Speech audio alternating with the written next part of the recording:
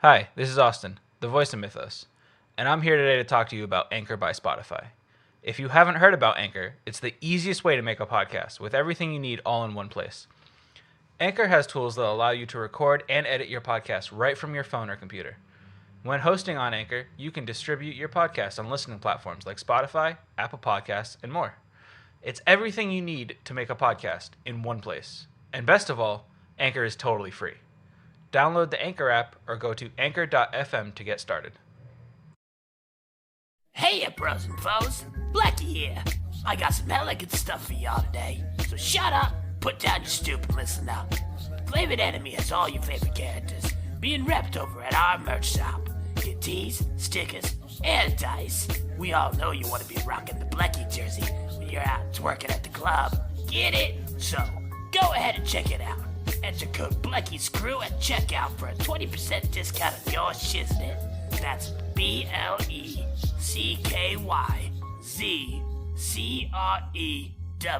Now, back to the dumb fuckery that is Flavoured Enemy.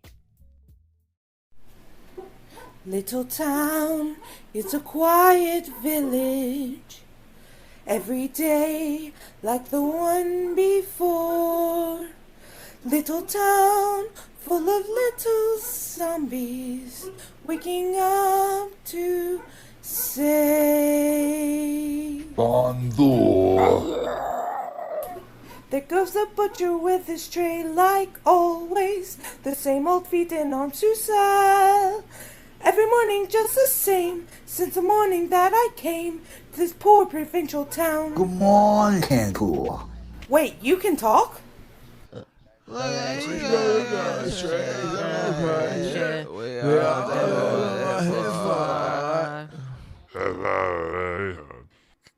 not that, he's over. Oh, isn't this amazing? My favorite part, because you'll see is where she gets her zombies, but she won't feed her father to them till chapter 3. Now it's no wonder that her name means singing. Her voice has got no parallel. But I know lots of pipes. I'm afraid she ain't alright. Very different from the rest of us. She's nothing like the rest of us. Just different from the rest of us.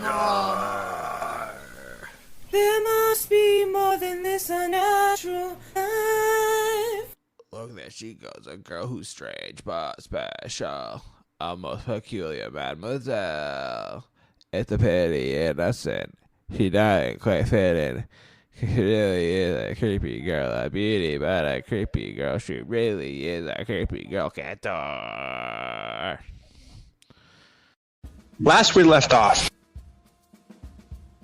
you guys had made it all the way up the mountain into the village and met good old Granny.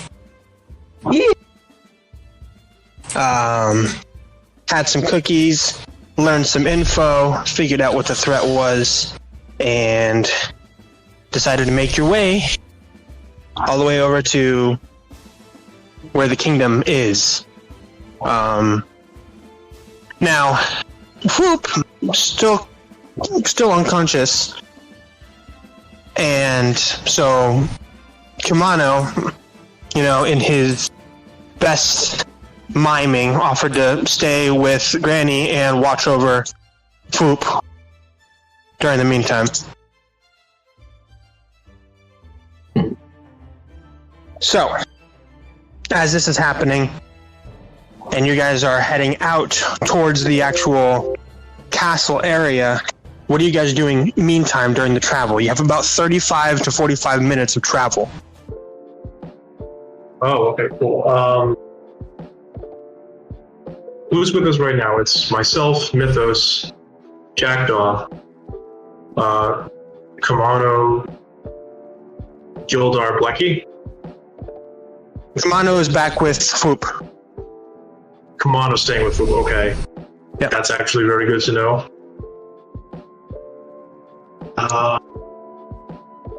Would anyone be opposed to taking a short rest on the way there? If we have time to do it, absolutely not. That's totally cool with me. I'm fine with it. If you guys are talking behind me, I have no idea what you're saying, and I'm going to continue walking. Hey, Jackdaw, would you like to take a short I grab Jackdaw. And I mime us sitting and resting, I suppose. Just so we're not, Go ahead and describe to me what you're miming. Like, what does it look like? What are your hands doing? I literally just point at all of us in a big circle, and then I just sit. I sit straight in the snow. Or wherever we're walking through right now. Jackdaw, what do you do? Very quizzical. This makes no sense to me. Why are you sitting and why are you pointing? What are you doing? That's cold! You look over and I'm laying down. I'm already taking a cat nap. I mime the hands against my head, sleeping. I'm just looking more and more confused. Blecky takes out her bedroll and hands it to Jackdaw. Oh. I see. I'm gonna scoot out the bedroll and lay it down and sit awkwardly on it.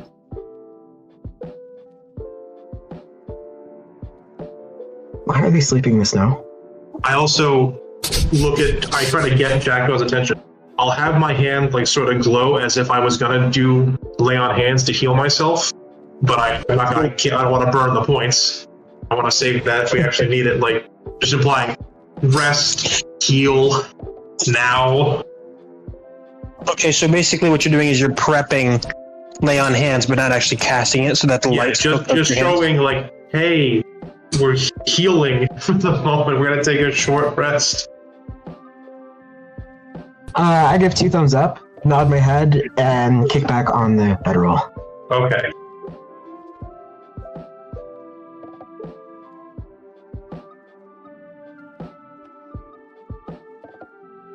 Okay. So, as you guys are sitting there and recuperating, resting, trying to get back under yourselves, what are you guys doing? I mean, with the short rests, is everyone going to sleep? Is, everyone taking a nap? Someone take a watch? Yeah, I just need to heal up a few points, so I'm just I'll keep watch. Okay. Go ahead and roll me a d6. Ooh, or interesting.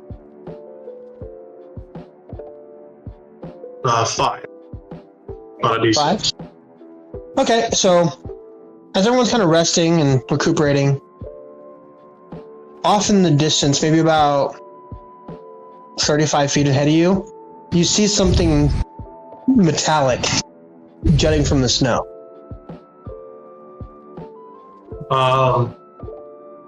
Can I tell as a bronze dragonborn, can I tell what kind of metal? Just looking at it, is it more silver or steel, or is it more that bronze copper tone?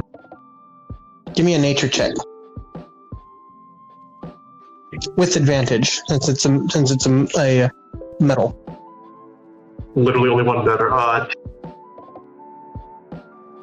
You can tell that it is silver. It is made of silver. Okay. How far away did you say it is? Maybe about 35 feet.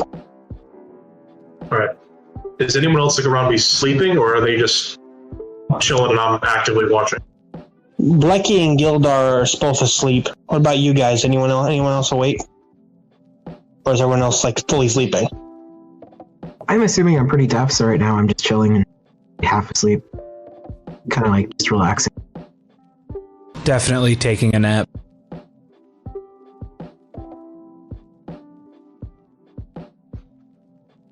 I'll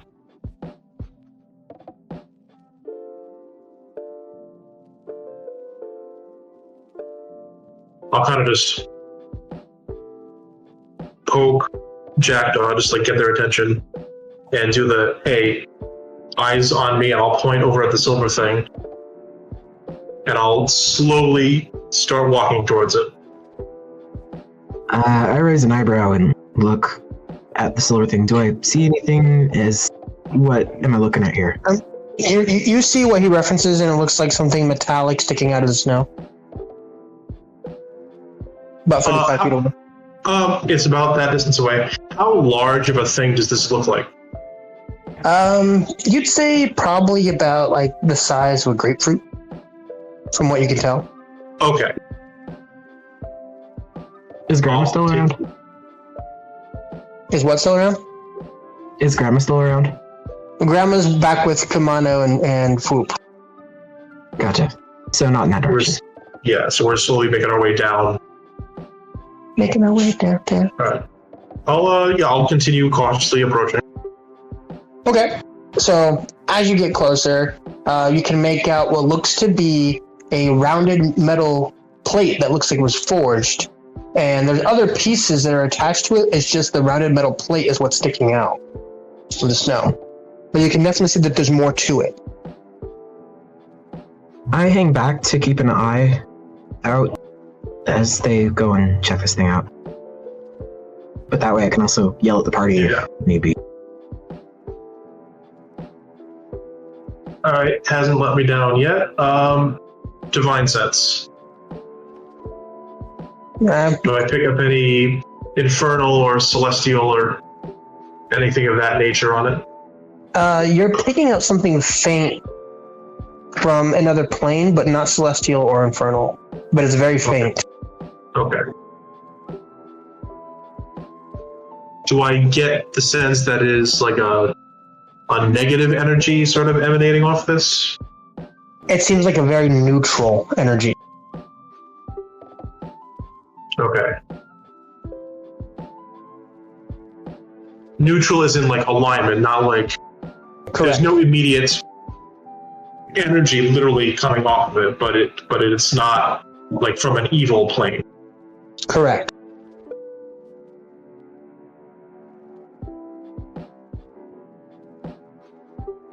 Big metal thing from a neutral planet.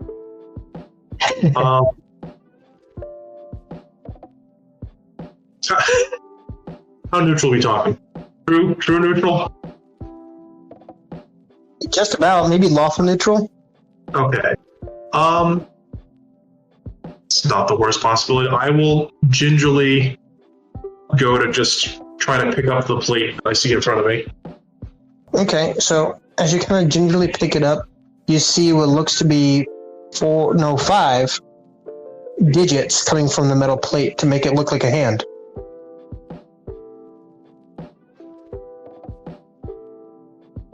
And the digits themselves are carved out of wood. Is it just a hand? Is it attached to an arm? Yeah, it's attached to an arm that's further in the snow. Is it responding at all to my touch? Or is it just sort of laying there limp? Laying there limp.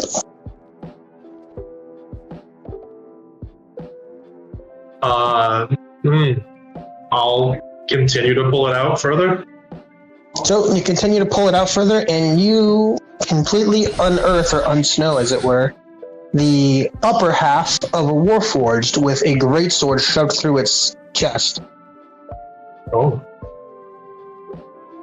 And on one side of the hand you're pulling, it's pretty fine, but on the other side of the hand, it looks like it was clawed and beaten up pretty bad, but the fist is just clenched absolutely tight.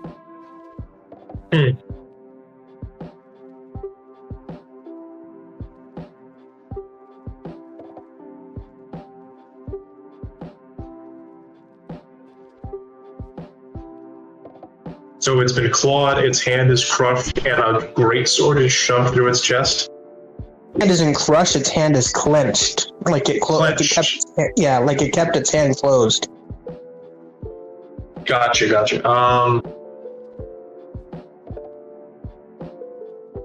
Can I attempt to pry open the hand just to see if it's holding on to something? Sure, give me a strength check. The thing I'm definitely... Just strength 11. 11. Your fingers keep slipping because of this wetness from the snow and the ice. Yeah. You can't really get a good grip on it, but you can definitely tell that this hand is clenched really tight. I'm assuming You can also tell that there's something in there. It's clenching something.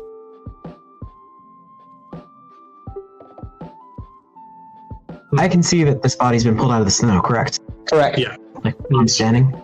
Yes. I'll get close. Okay.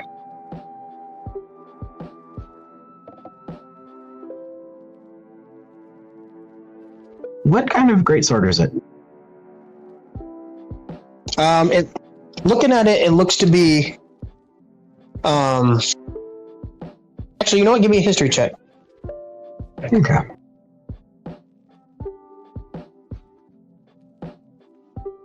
Huh, 21. You can tell with the 21 that this great sword was forged by a master smith that you read about while you were in magic school, who actually had a lich turn himself into a lich. So a lich turned this smith into another lich, just so that he could keep smithing for the undead masses. And this lich specialized in weapons wielded by undead champions. Do I know if this... Sorry, go ahead. Looking at it, you can see that this greatsword was forged from cold iron, and the actual blade itself is impregnated with infernal iron as well to do extra damage to beings of the celestial properties. I can easily assume at this point that it's probably the post-lichdom, not pre. Correct. Oh, that's not good. After having pulled it out further, would my divine sense have picked up on the infernal nature of that sword? Correct. You would have picked up on the infernal nature of the sword once like the actual body was removed and everything. You would have picked up on the infernal nature of the sword, but you would have been able to differentiate the sword from the body. Okay. Oh, But hey, Lich, made that. That is made for bad things. yes, that doesn't Put look. that back. Well, not the robot, not the warforged. The sword. I'm not touching the sword. Put the Warforged back. The Warforged is great, but that sword is not.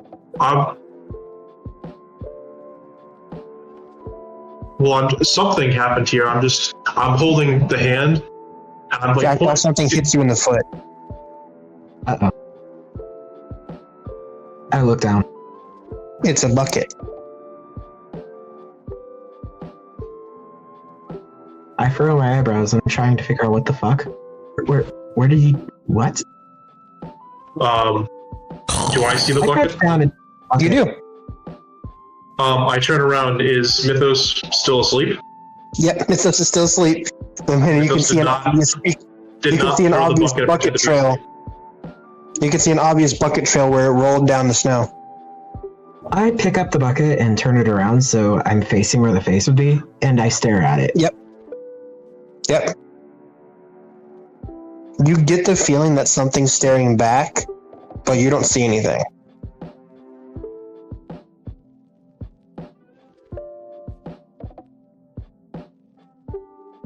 Did anyone actually outline last session that when you put the bucket on, you see things?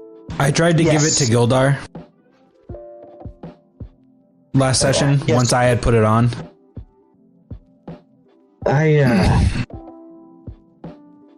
very gingerly put it on. I have to, of course, remove my current helmet, but regardless. And you put it on. Hey, Jackdaw! How you doing? As you see Bucket standing in front of you. Whoa, what? Where'd you come from? I'm stuck in my bucket. Your bucket is... No, wait. Bucket is the bucket, but it's a haunted bucket. Bucket's haunting bucket.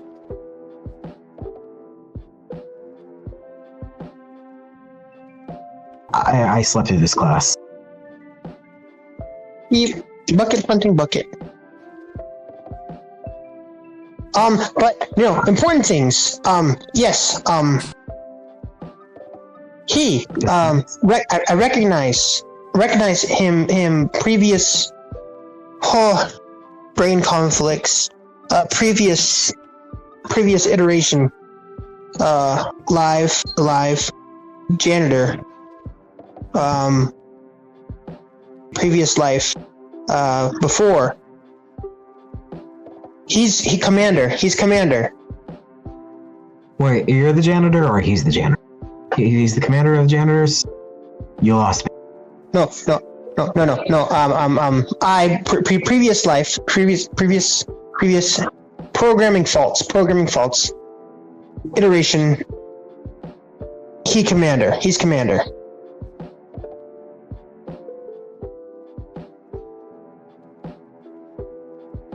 What happens if I put you on his... He's important. Oh, no. Programming faults. Why shouldn't I? Multiple heads, two personalities, one head.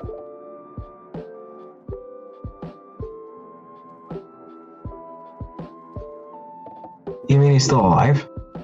No. It's hard to follow right now. Warforged gets stuck in bodies when die.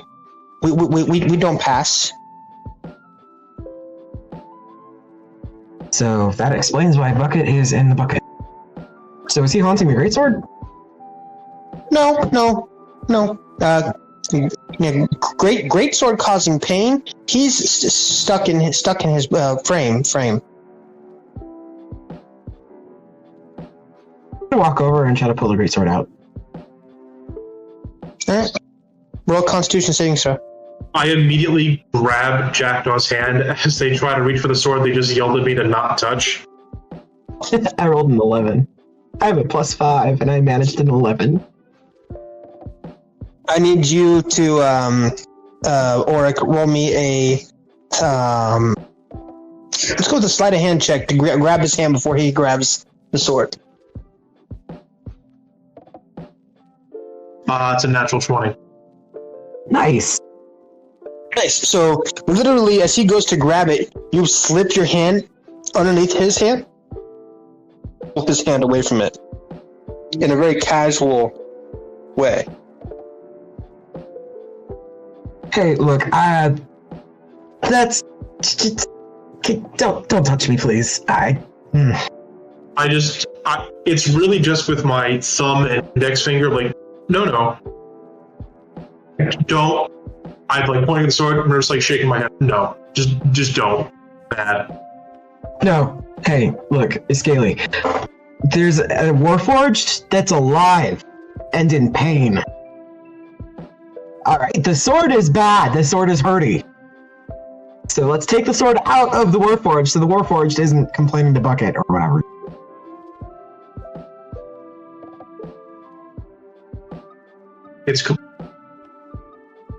What? Okay. Can you understand me? The words, yes, their meaning, not at all. You know, I let go of the hand. You do you. Are you hearing me okay? I just do a big nod, yes, and a thumbs up. Okay. There's still a Warforged in that body. He's alive, kind of. The sword is bad. It's hurting him. Sword comes out, he's not hurting. Bucket says so. And I shrug. I shrug back, and I just take a step back, and I'm just like, alright. You insist? Can I try again to pull the sword out of this poor Warforged? Sure, Constitution saving throw. 14. 14, better this time. Yeah. Okay. So then you're only going to take 7 points of damage. As Okay. you pull this thing out of its chest, and you just feel this pulse of heat go from the palm of your hand all the way through your veins into your heart, and then just sizzle in the center of your heart as you pull the thing out. And then the pain just kind of causes you to like instinctively drop it afterwards. Okay, yeah, I understand. I understand. Oh, shit.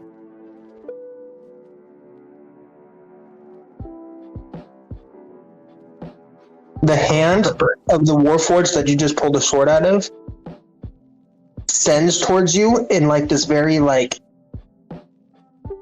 pained, almost like a spring-loaded arm type deal, and just unclenches its hand in front of you. No life to the Warforged itself at all. Just like that pain was the only thing that was keeping the hand closed. Did it drop what it was holding? No, it's still in its hand. It's just the hand is now open.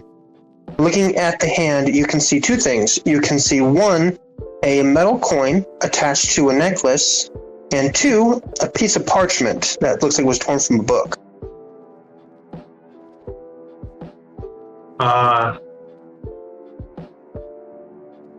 Can I see what is like on this coin? Or do I have to like actually get it out of his hand to look at it?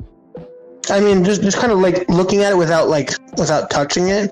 You can see that it looks like there is a set of 4 interlocking gears that are engraved into the stone and into the coin.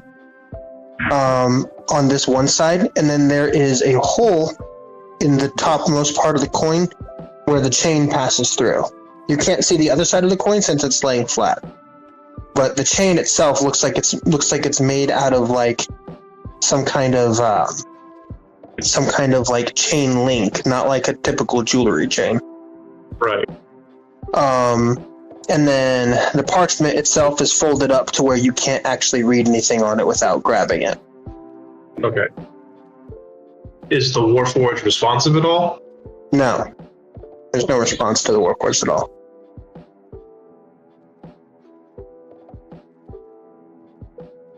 Like, well, I don't know if you can hear me, good sir, but I'm simply going to examine this. If you would like to keep it, that is your business. Simply say so, and I will release it to you post-haste. And I just attempt to gently take the coin and the parchment away from its hand. Okay. While Orc is doing this, I'm going to be trying to, like, I don't know, not bury myself in the snow, but, like, get as close to the snow and into the snow as possible, considering things burn. Mm-hmm. So as you kind of get into the snow and everything, you can actually see the snow melting away from you. Where it's apparently you're still warm and actually pushing off, melting the snow in front of you. The heat also has not subsided. The pain is gone, but the heat is still there. That is not pleasant. They dropped the sword yet? Yeah, oh yeah, I did. I'm still looking for snow right now.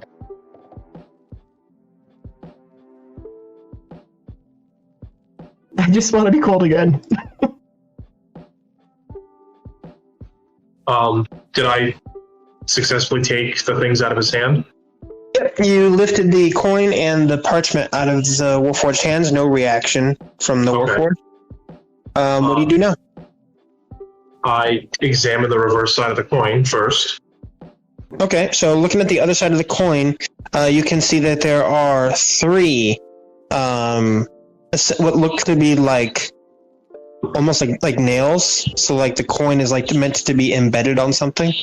Mm-hmm. And then the rest of it's kind of just plain. No engravings or anything. Interesting. And then I open up the parchment. So you open up the parchment, and you take a look at it, and it says,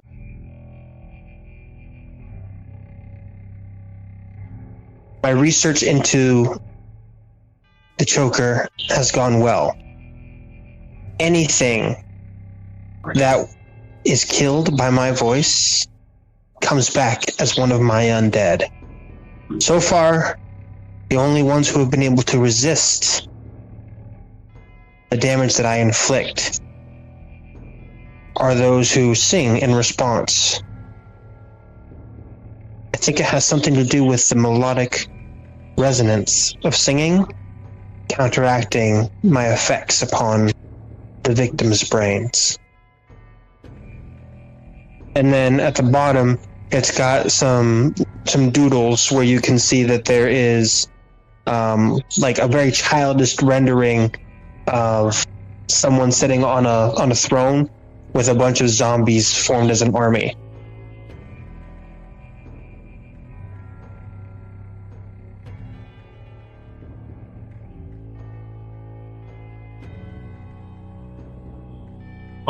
Interesting. Okay.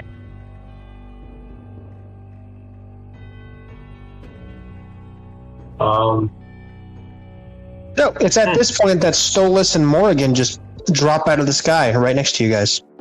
Jesus Christ, what just fucking happened? Oh, Morrigan the Axe Lord is not a fan of falling. What? Why do you guys keep appearing? Your guess is as good as mine. Use your feet? You think I had any say in this? I don't think any of us had any say in this. Okay, look, I forgot. I don't know what you're saying. I see your mouth moving. I can't hear you. I'm gonna talk to anyone but you then. Someone explain what's going on. Hello. Can I try to read Stolas' lips when they talk? Go ahead and give me a insight check. No, perception check. You beat a 13, and then you can interpret everything that they're saying. I'm really desperately hoping I screw this.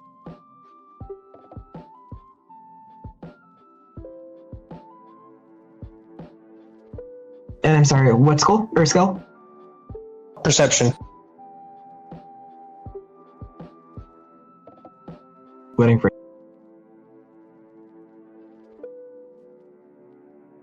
11. Yes. You're pretty sure that they're talking shit about you this whole time. You know, why are you so rude? I don't even know you.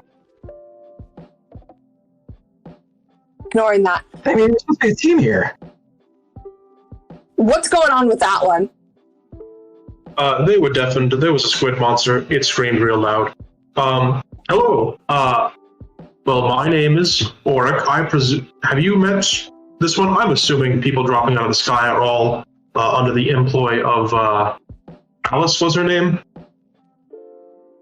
Yes, that is who employs Morrigan the Axe Lord. The blonde one, yeah. Yeah. Do you not know this one? I point at Jackdaw. Oh no, I know Jackdaw. I don't. Why are you pointing at me? Did I do something? I just shake my head no.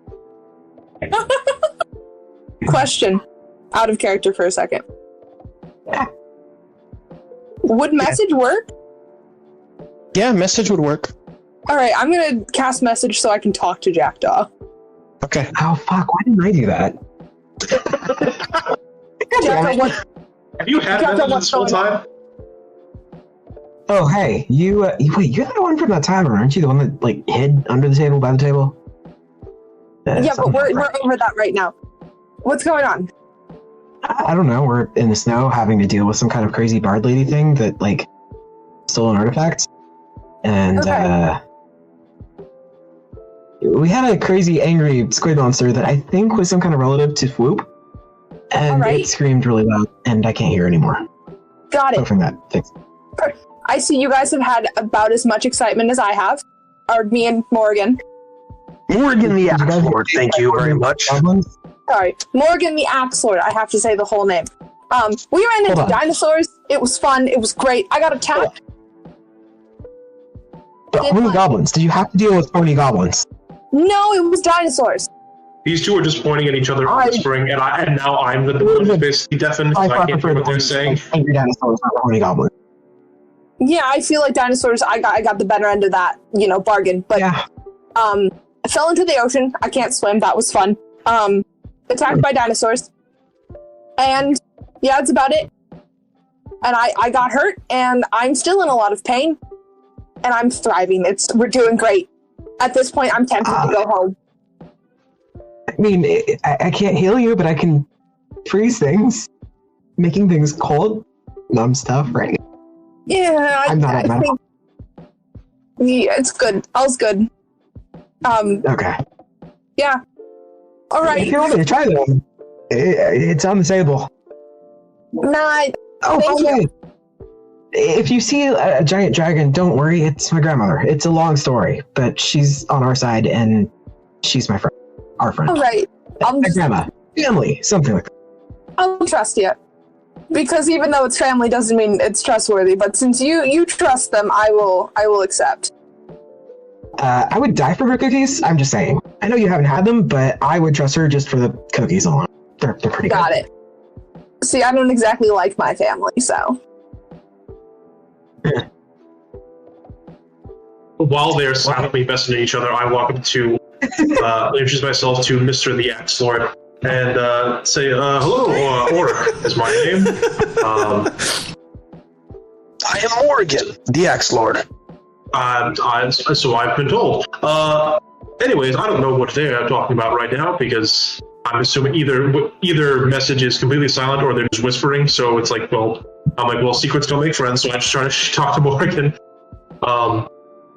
Anyways, we're on our way to fight, and I look down at the note to possibly a necromancer or something of a lich or something of that nature. I'm assuming you're here as backup.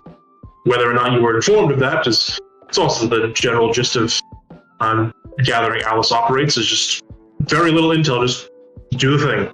So we're just taking a short rest before we went on to do that, and I'm sure the others will be interested in seeing you here. Yes. They should be quite relieved to have Morgan the Axe Lord as their leader now. And I come bearing gifts as well. As he says that, I'm immediately like, oh, they all hate this guy. Just in my head, I'm like, they need none of them are going to be relieved that Morgan the Axe Lord is here. Just by the way he said that. And Morgan produces two wheels of cheese from his bag. Then I immediately recant that thought in my head. But then again, he has cheese, so who knows? Here. Let's do the cheese. Yes, you do. He pulls one of his hand axes off of his hip and hands it to you, Auric. Says, "I trust you with my axes. Please make some cuts for us, would you?" He hands me. And I point to the cheese. Begins to start cutting some wedges of cheese off for everybody. Wait, what was someone? I think someone addressed me and I didn't hear it.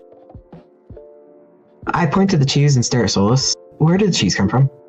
Why is there cheese? That is an excellent question. I don't think I saw cheese on Dinosaur Island. Where did he pull the cheese out of? That is also that. I don't know. I don't know how long he's. I just see them pointing and I'm whispering again, and I'm just like, he makes cheese, you make ice. I breathe lightning. It's a weird world. Yeah. I'm sorry, what is the Dragonborn saying? I can't... Can you hear them? Yeah, no, he said... They keep talking. Morgan the Axe Lord brings cheese. You make ice.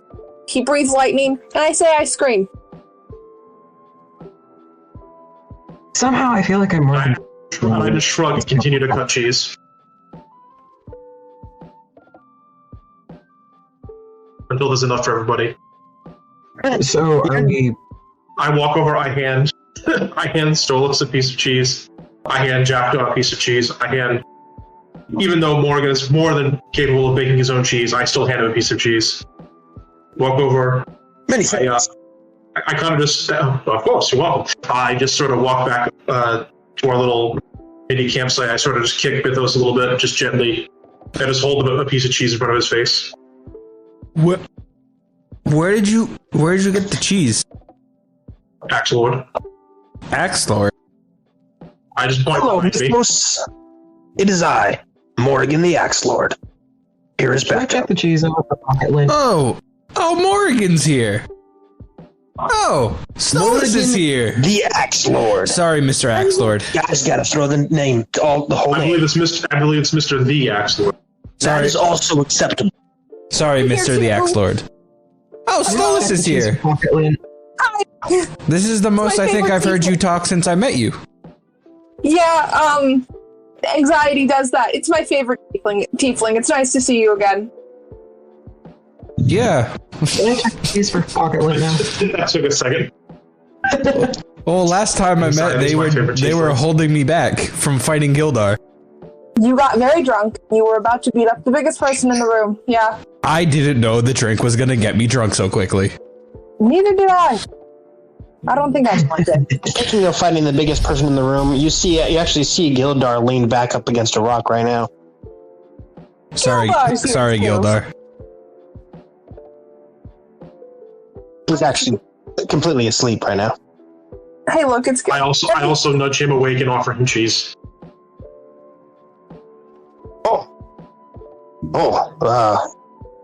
What is this thing? I look at it confused, like, well, this is cheese. That's Morgan the Axe Lord. No. What is cheese? My God. You ain't never Yeah, had I know. cheese before? It's not a common dish amongst Dragonborn. And Orc is like, nope, that doesn't track. I've had plenty of cheese in my time. Can I try to read his lips? Yeah, go ahead. Dope. 15. Yeah, you can figure out what they're saying. Dope. No, this is cheese. It's rotting milk that rotted to a point that it turned solid. It's nothing sounds pleasant when you say it like that. Jackdaw, you're not helping. Hey, has anyone seen my bucket? I shrug. I'm still worried. Oh, yes, it rolled down the hill and started talking to Jackdaw, and I go and... Wait, no, the bucket is on Jackdaw's head still. Yeah. Oh, then I see that Jackdaw has the bucket. Never mind. Yeah. So, can someone catch me and Morgan the Axe Lord up to date about everything, or at least somewhat of what has happened? Oh, God. I feel Morgan like the Axe Lord is okay with just knowing what to fight next. I would like to know what happened. At least where the rest of the group is. Kumano is at the top with Jackdaw's grandmother. Foop is in a bag across Kumano's back. Okay. Because Foop had to be knocked out multiple times throughout the day. This has still been the same day, right, DM? Correct. Okay. This has been a long...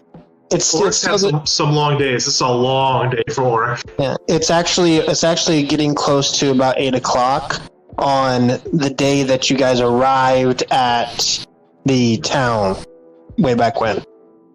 Oh, sweet baby Jesus. It has been a long goddamn day. So we've just been up this entire time. Great. Yeah. Goblins, all dead, in a cave. Big spear, big evil spear made of spines, All right. owned by devils. I knew about that artifact. First to go find it, and then I met dinosaurs. Found it, didn't give it back to Alice, gave it back to its owner because the owner seemed all right. I'm not gonna lie. Didn't Allegedly. think much more of it than that. Shouldn't be in the hands of regular people. Don't quite know what Alice wanted with it. They seemed a little upset that I just gave it away, but you know, I could will have be been worse. completely honest with you. Oric with your name, correct? Yes, that is correct. I don't 100% trust Alice, but that's a story for a different time. You know, everyone's just been going along with it. I'm not entirely sure why. They said, here's a flower. I'm like, oh, okay. Psych, it's a blood contract, so that's fun. Yeah, I know the Empress, so I trust her. Which honestly probably isn't the best idea, but you know. Empress Eleonora, my family knows her. She didn't turn me back into my parents, so we're good. I was just here for a paycheck. Then Bucket died. Bucket's dead? Well, you see the bucket on Jackdaw's head right now? Yes. That's Bucket now. What? He's a literal bucket. Later on, if you put the bucket on, you can still see him. He can talk to you. Okay, I might have to talk to him later because I did, out of all of you, he might have been my favorite. And I mean that with no offense.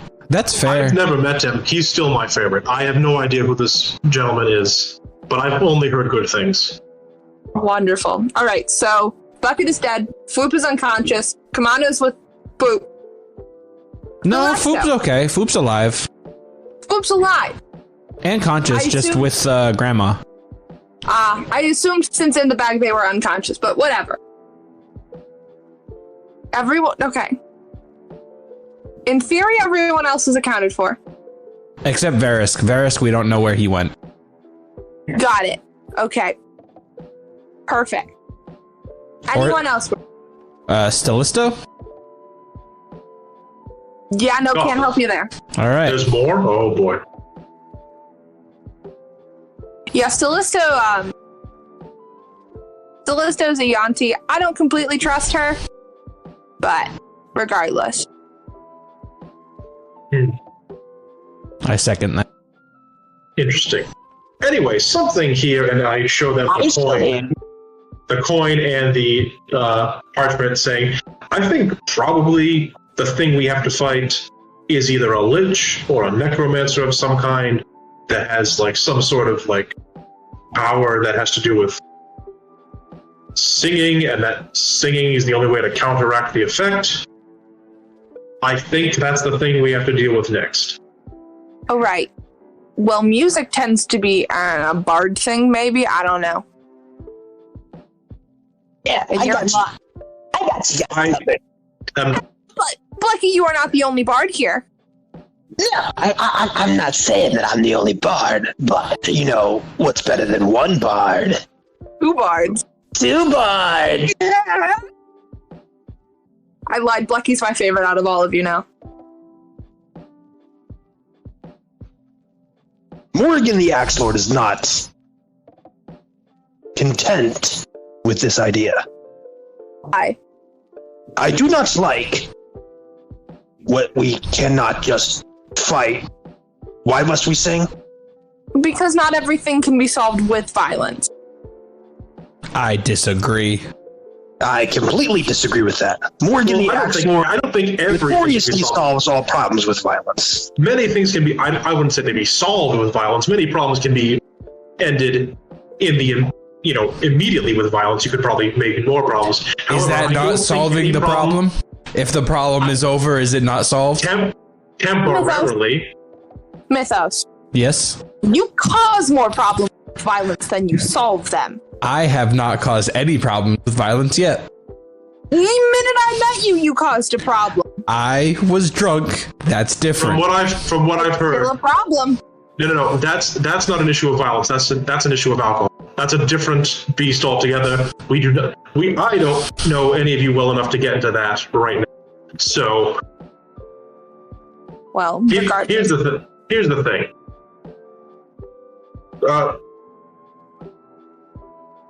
Lucky, you're a bard. Correct.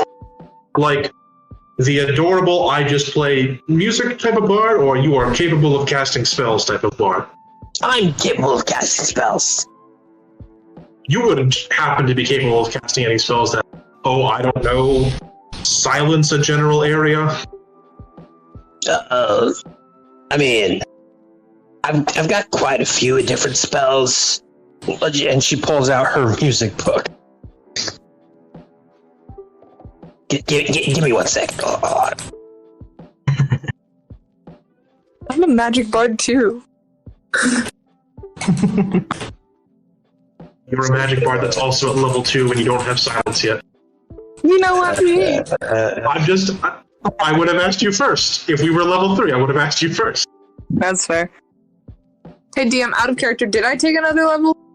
You should be level 2. Yeah, let me fix that. I was literally about to message it in the Discord because I was looking at all the characters in the campaign. Yeah. Because I went to talk about the other one who died, but that character doesn't exist anymore in the campaign.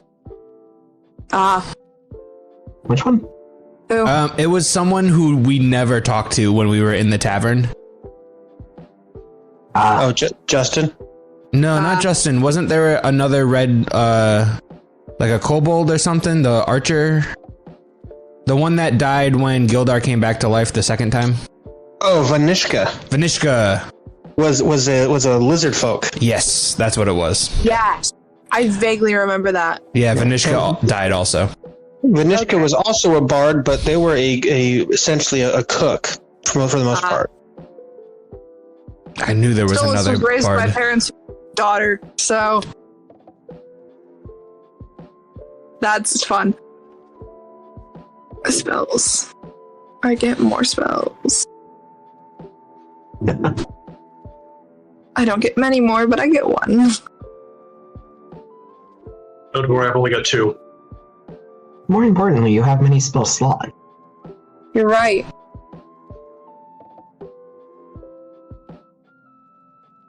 Welcome to being a bard.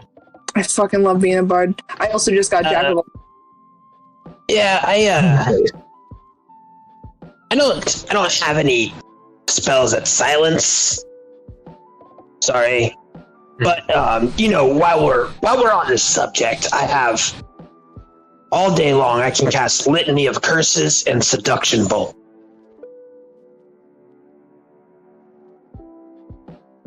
And then I also, have 3 different spells available of 3. I can cast 3 times any of the following spells. Comprehend languages, cure wounds, dissonant whispers, healing word, and identify. Nice. All right. If I were you, I would probably keep those healing spells on standby. Yeah, for sure. Particularly healing word. I don't think you want to get into... Oh, by the way, if I didn't mention this, I'm only assuming Necromancer or Lich because there's roughly, checks notes, 30 zombies accompanying this creature. So maybe not having you in the middle of that might be a good idea. I will say that is the most... You guys at least draw in the snow or something? I take out my sword and I just start saying zombies a lot.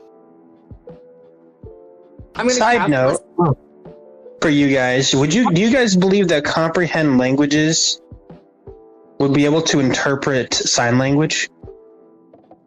Yes. Yeah. I'm just curious about that. No, continue. All right.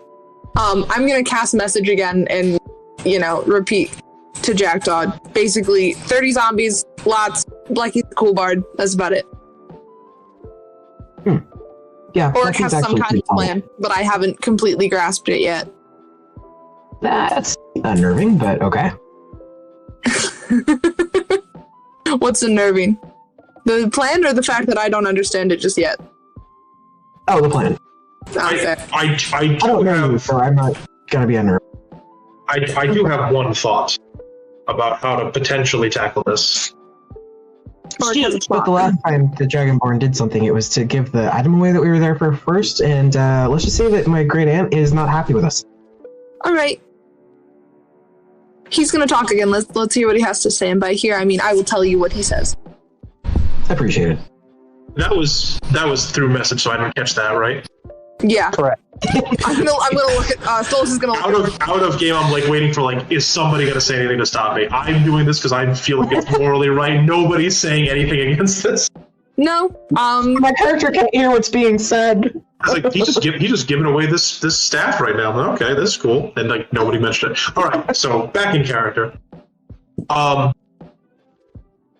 If our more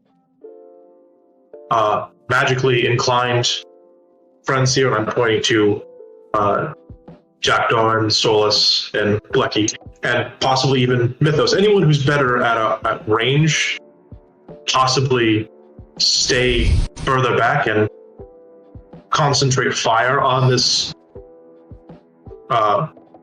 main entity, being, person, whatever they are, while myself, Gildar, and Morgan the Axe Lord, actually, I knew the Axe Lord, I just forgot the first name for a second, but there we go, Mr. the Axe Lord. We go in sort of together, the three of us, so we can not deal with the zombies. I think the zombies will not be a problem once the main being has been dealt with. I'm assuming, but I'm also assuming a lot right there. But once that's dealt with, we can figure the rest out from there. Fair. I can May also I give my opinion on the matter, fellow dragon. Absolutely. My suggestion would be that we find a good vantage point to better find out how many zombies there actually are. As I'm not entirely sure where you've received this 30 number, but that we are standing on the edge of a full kingdom. Okay. Right. That is a good point. Out of character. I think that was just blended from last week where I thought you said a 30. Yeah, I know. That's why he was giving his 10 cents. Okay. Like, that's fair. I don't know why I said 30. There's like, I just did a rough estimate based on this drawing and on the parchment.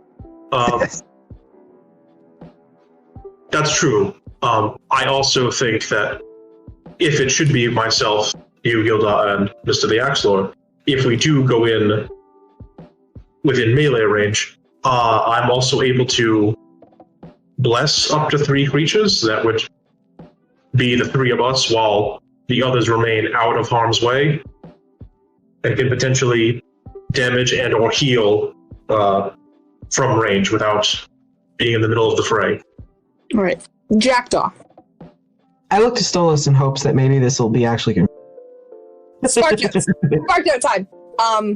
Ulrich has decided, plan-wise, magic users, me, you, Blecky, and Mythos.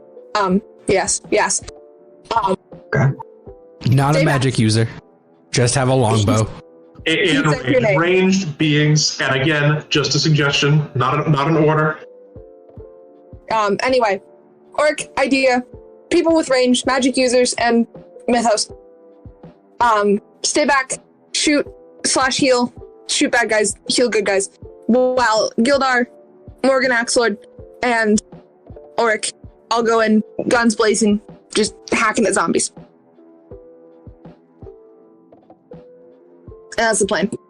And then Gildar brought up a good point. Maybe we all find a vantage point and try to see things. And, like, get assessment of how many zombies there are. What are we actually fighting? Like, let's roll back here a little. So, an absolute shit ton of zombies. I'm assuming. Okay. And then just whatever is controlling them. That is the scientific measurement. Answer. Hey, Ulrich. Yes. What's the working hypothesis about what's controlling the zombies? Lich, necromancer, what? Reviewing, it's unclear whether this is a lich or just some form of necromancer, but it appears that they have power to control, I believe, both the zombies and others through the power of song, and that people can sing to reverse or at least prevent the effects from affecting them. All right. Jackdaw. The working hypothesis theory right now is that it's a lich and or necromancer, some person using, necromancy magic. They're using music to control said zombies, and apparently the power of music/song can stop the effect of the zombies? At least counter it for an individual. You singing would prevent, or at least give you some form of advantage on not being possessed by whatever this power is. Well, at least it's not the power. I told them that my idea was me and Blecky team up. This was also Blecky's idea. With the power of bards, and we fix things, but apparently violence is the answer. Well, no, I'm saying I think both plans work in tandem. This is all in message. Mm-hmm. I'm talking to you guys now. Okay, so I'm sitting there. However, this is just a theory. I have no idea if this is going to work. If anyone has any other suggestions, or if they think we could do something else, I am totally open. I've been here for checks on imaginary watch 16 hours, or however long I've been with you guys, and I have no idea what's really happening.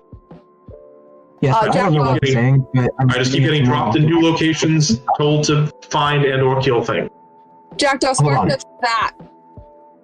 He also has no fucking clue what he's doing, just like all of us. I was gonna say let's just ignore him at this point, but I guess you're right. Yeah. Can we maybe try talking to this person first? I mean, if we already have a start to things, we might be able to get past the zombies and then go straight to the source. Maybe talk to the person that's got the artifacts. I mean, we've got a weird journal from them. Okay. I think maybe they were hurt by something bothered them. I don't know. Mental health issues down in the village. I'm not really a professional. I don't know how to diagnose this stuff, but it sounds like they had problems. So maybe we can talk to them and at least get close enough that we can then clobber them after the talking to them. That should fly with the others. All right, perfect. Ulrich. Yes. Jackdaw says this person probably needs a therapist instead of a sword, and then we can beat the ever-living shit out of them.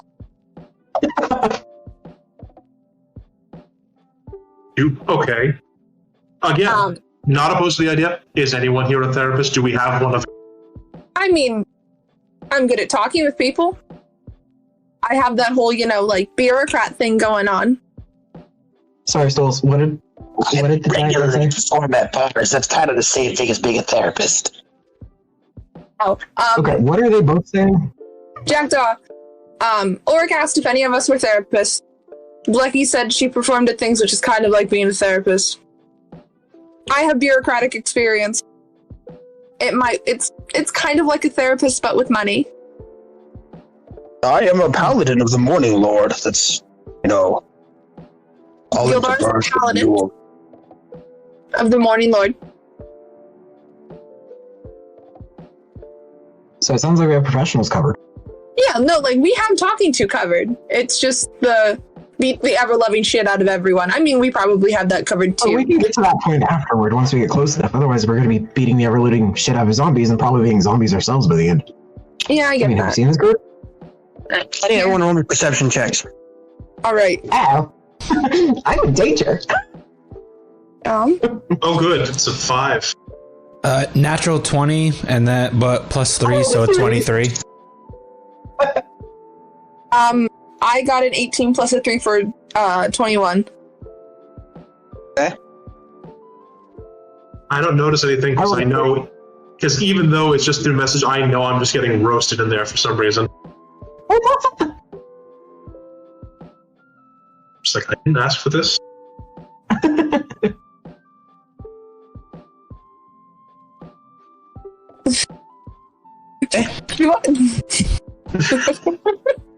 Do I notice that Oryx upset? Yeah, it's pretty obvious. I'm just sitting Oryx. No one's. What's up? What's going on? I was just in a significantly warmer climate however many hours ago. I don't even know how long it's been. I'm assuming we all have other, an actual life outside of this, but this is just my first day, and it's just been a long day. And this is the second cave of doom I've been asked to enter today. I mean, I too am having a pretty terrible day. I fell for God only knows how long, ended up in a tavern surrounded by people I don't know, was threatened to be sent back to my parents, whom I hate with every ounce of my being, fell into water when I can't swim, was attacked by dinosaurs, then was thrown here. I too am having a bad day. And let me tell you, no one's talking shit about you. I think your plans are great. I have no clue what I'm doing. I don't really have a life outside of this. I'm just I don't know, an hour ago, I stood up for Jackdaw against, some sort of squid-faced alleged deity, and yet Jackdaw's grandmother was roasting me for it. Now Jackdaw's giving me shit. I'm just confused is all. I'm just a Dragonborn trying his best. Jackdaw's also confused because they can't hear anything. and I'm the one like this was before they were deafened. I will point that out. But okay. Yes, currently. Jack does a kind of a spicy person. I'll give you that. But at the same time, like right now, they don't know anything that's going on. I'm the only form of communication. That's fair. Out of curiosity, my magic is very limited. Could you just potentially, because I'm assuming I know how message works at least, could you just point at them and not necessarily whisper? Can you just say what you're thinking, but just point at them as they hear it as well? So you're always casting while speaking? I don't know if that's how that works. Message, technically, you don't talk for message. It's all telepathic. Isn't it? Well, I might be wrong. I can't do it. I can't do cantrips, so I have no idea. I think what he's asking, dear, is can you speak and have the telepathic thing going at the same time so he knows what you're saying? I mean, yeah, sure.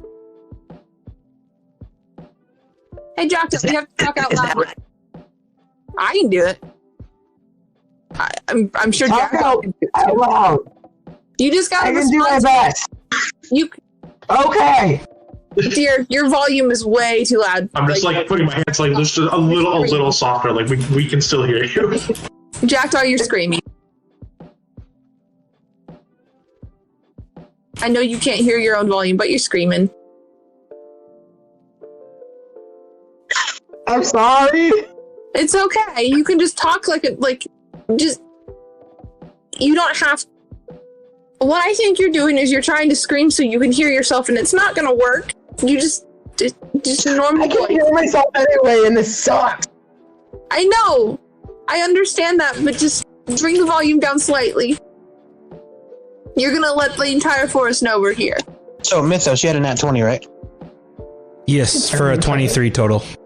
Okay, so you see up in the kingdom area where the castle wall is, you can see that there are several undead who are scaling down the wall, trying to be stealthy, definitely heading towards you. Roughly around 10 of them. How far away are they? Right now, about a quarter of a mile. Okay. Hey guys. Instead of roasting each other right now, I think some of the zombies are on their way. And then I point in the direction that the zombies are coming from. Hey, Jackdaw, stop talking. There's zombies. I nod. All right. What do we do? Are we trying to talk them down, or are we trying to sneak by? I don't think we should fight 10 zombies before we fight another 10 and then another 10. I'd rather not do that. If we can get by them without them detecting us and then get to the queen, I suppose, that might be the best play.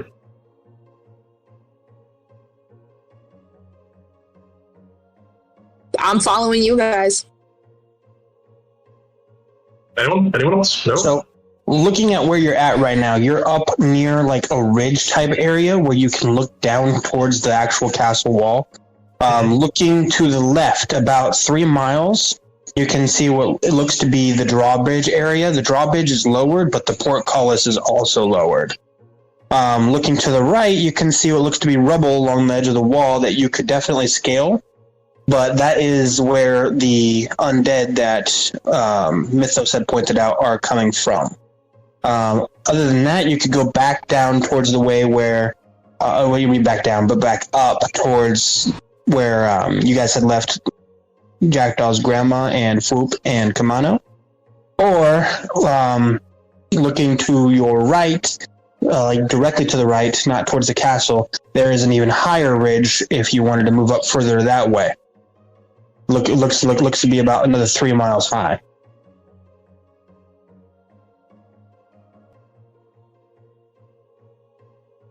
So without backtracking or without running into the zombies, our other options would be head for the front door of the castle or just 3 miles further up in a different direction to get a better view. Or you could also skirt around the edge of the castle. It's just that you would be heading the direction of the front gate.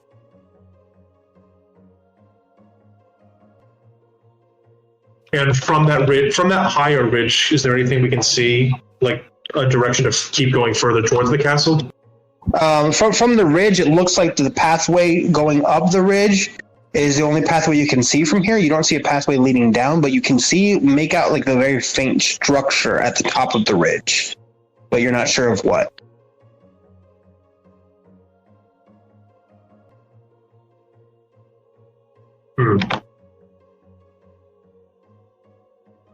All right, let's say the rest of you, up or down. Orc, I'll be completely honest with you right now. I grew up in a house that was built like that kingdom. I don't know anything. Morgan the Axe Lord is of the opinion that we move towards the fight. Jackdaw, just follow me. My eyes are currently darting back and forth between people. Jackdaw, what do you think, up or down? Just point. I shrug, both hands up, like, what? Just follow me. I'm gonna say I shrug again, follow. I'll agree with Mr. the Axe Lord. But let's head towards the fight, but not necessarily engage in a fight if we don't have to. I would appreciate that. That seems to be the faster way right now, and doesn't appear to be immediately get us into a fight with zombies. Okay. At this point, Stolas is just gonna kind of hold out their hand for Jackdaw to take it, so that they can kind of like guide them. Oh no, they don't like that. Well, I can still motion. Stolas doesn't know that. It could just be me, but I was trying to save their life and was definitely rejected for it. But anyways, Jackdaw looks and back at Stolas, like, what? I'm just gonna kind of motion. Yeah, but I think we just start making our way down towards the castle. So as you start making your way downtown, you get towards the lower part of the actual landscape, and you can actually now see the sprawling area of the actual castle wall. You can see that there are several markings along the edges of the wall where you can definitely tell that there was a siege that happened relatively recently. But all the siege equipment that had been used, it looks like it's been all chopped up and turned into scrap wood that's piled up in different piles all over the place. You can see what looks to be burn marks on the stone walls made from, Greek fire and all such things. Nice. When you start moving around and you get lower in the landscape and you're making your way towards the portcullis, looking actually at the drawbridge area in the portcullis, there is a trail heading underneath the drawbridge where you can actually get into the water area where it looks like there's a river that runs alongside, kind of like a moat, but it forks into like a natural river. And you can actually walk along the banks of the river. There's a trail built in there. Or you can head up into the top part and up over onto the cobblestone road that leads towards the wooden drawbridge right in front of the portcullis. And then kind of darting around that, if you were to go up onto the cobblestone road, you can actually take this little trail that you can see moving further out. That looks like it's a horse trail heading towards what looks to be stables off in the distance. If we head towards the river, would we have to swim to get across it? From what you can tell, there's a trail alongside the bank of the river that you could walk along without having to cross the river. But if you did want to cross the river, it definitely looks like you'd have to swim, and the current looks pretty strong from here. Do we know for a fact that our destination is the castle? Yes, you were told by the grandmother that the person that's wearing the choker, that the magical artifact, is taking up residence at the castle. Question, do I see these guys actually looking at the water? Yeah. Can I use Cantrip Ray of Frost on the water to try to freeze it? Yeah. You stretch out your hand like you're going to use the Ray of Frost, and nothing happens. Your hand does not react. But when you do that and you try to actually cast it, the heat in your chest grows a little hotter. Oh, fuck.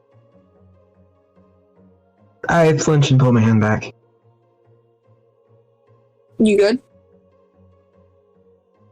Is that in message? Yeah. No, there's a sword that was in Warforged. I don't know what it was. And it still burns. All right.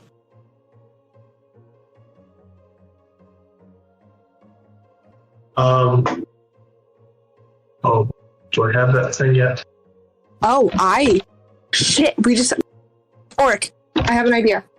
Yes.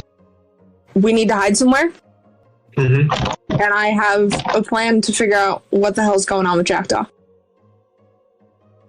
That certainly be a good thing. Yeah. All right. Let's find a place to hide. Lead on. I'm gonna roll investigation. I'm assuming to find a hiding place for everyone. Yeah, go ahead and roll investigation. All right. Haha, nat 20 plus a 4 for 24. You feel like underneath the drawbridge nearest the actual river area would be the best place because it would be able to disguise any kind of noise and any kind of smell. Perfect. I lied, it would be a 22 anyway, but it's still a nat 20. I read the wrong stat. Follow me. All right. All right, I'm just like Follow them down. motion at Jackdaw. Come on. I nod. You lead everyone down towards the river, and Gildar kind of plants himself facing where the zombies were. And then, Blecky kind of walks over to the other side to keep an eye out on the other side. And you have Jackdaw in front of you and Oryx there as well. Mythos, what are you doing? I'm just following the party. Okay. So, Stolas, what do you do? Jackdaw, I'm messaging. Yeah. I have an idea for a spell to see what the fuck's going on with you. Okay. But Stolas, I would just advise you, if you're able to remove any effect on Jackdaw, as much as a pain as it might be, leave the deafened effect on them. okay. So that way they're immune from whatever this mystical song effect is from this necromancer.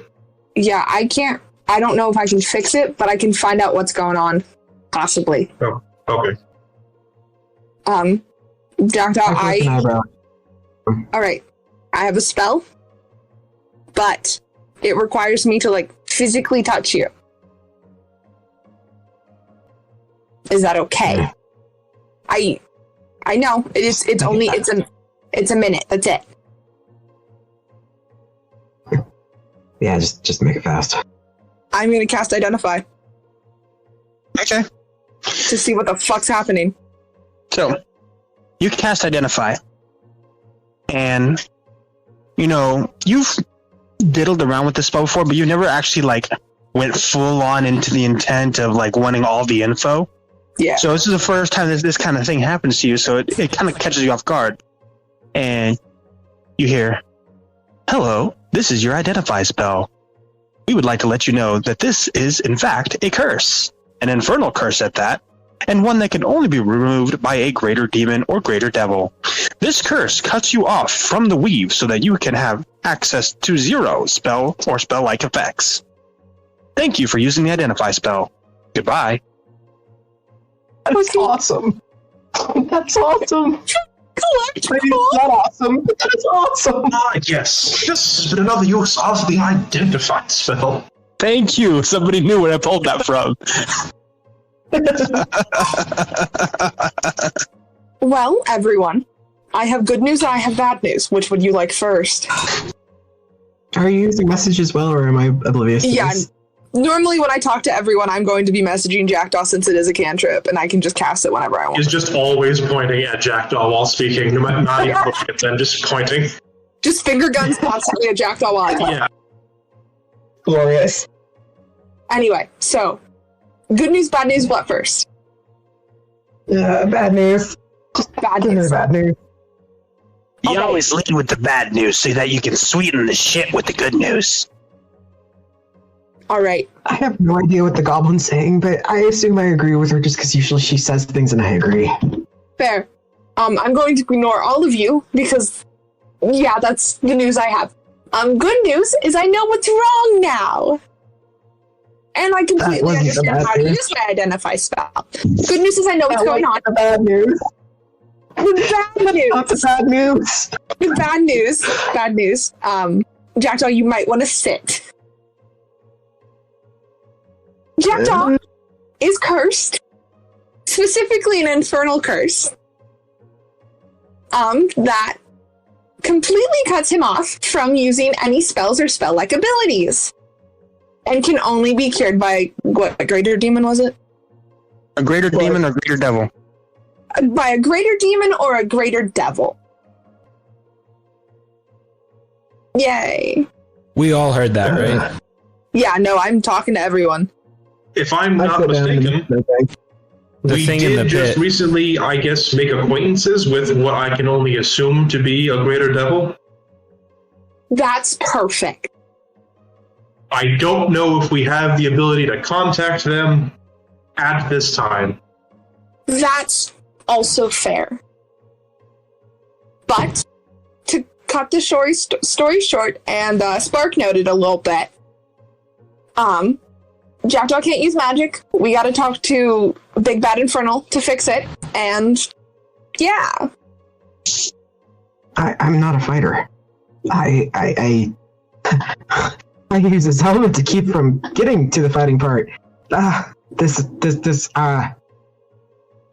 Good. I don't. I might need to go home. Do you know how to use a melee weapon? Jeffy rocking.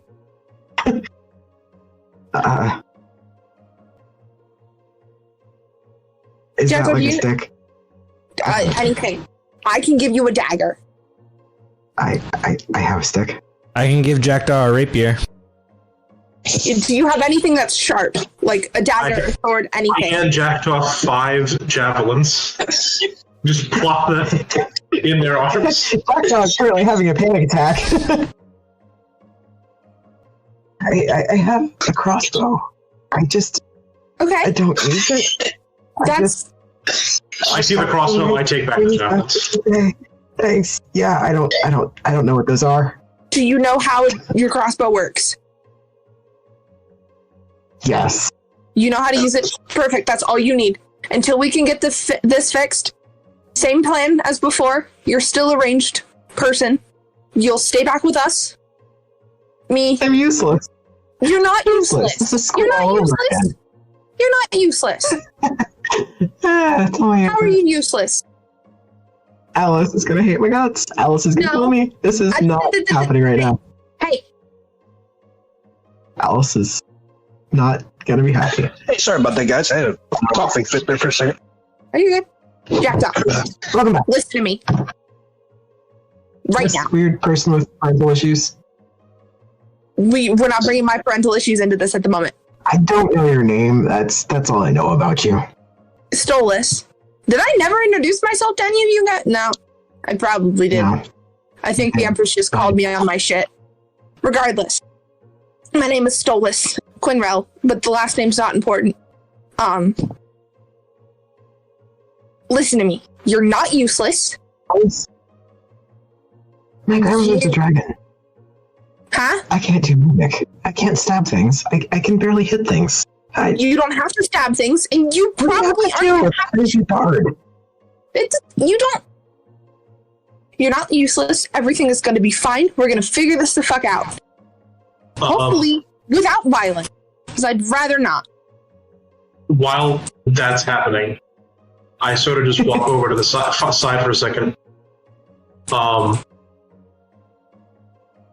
I reach under my shirt and pull out my medallion on my necklace. I hold on to it. I just say, if this Henri can be trusted, could you send them to us to help Jackdaw? If it's at all possible. You all feel a flash of heat as you see a familiar-looking fiend. And I except for now, in myself because I can't believe that works. Skin tight, I turn to them just like, just what? sitting down in the snow next to you guys. Stolas is absolutely silently losing their shit because they have no fucking clue who this person is or what's happening. I immediately just look up and say, "What? Thanks. It's I picked the right one. I just obviously put that away." Like, is it obvious what Stolas freaking the fuck out?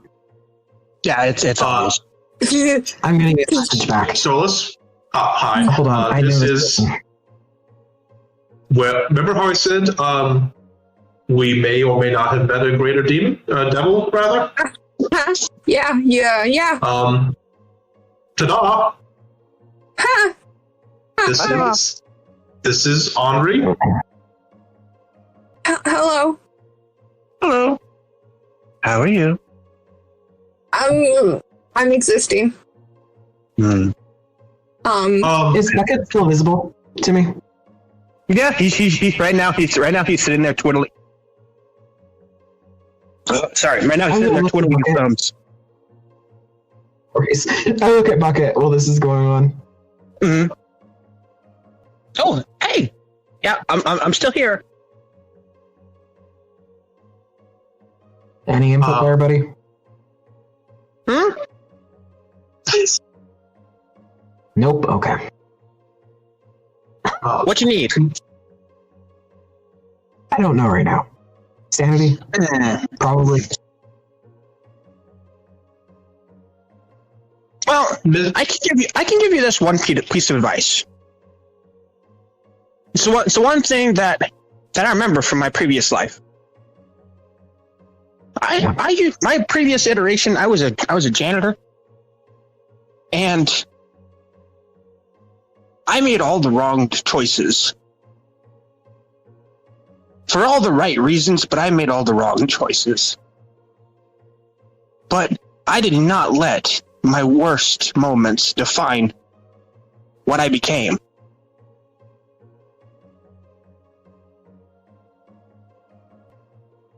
And you shouldn't either.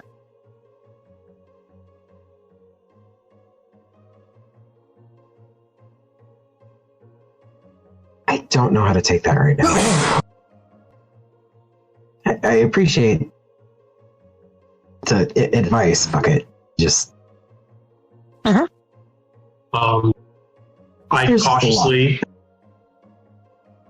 cautiously reapproach the group where she is sitting amongst them.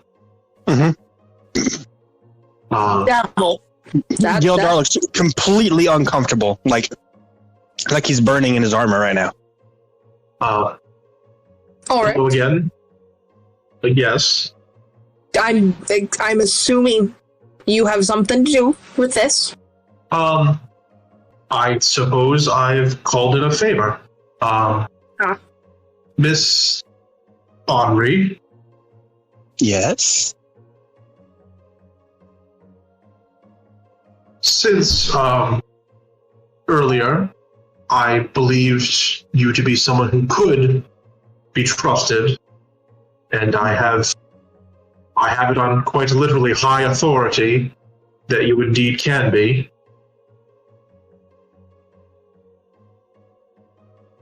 Would you be willing to repay our earlier kindness in helping you free yourself from your confinement by possibly, if it's within your abilities, removing the curse on our ally Jackdaw here? I would be more than happy to.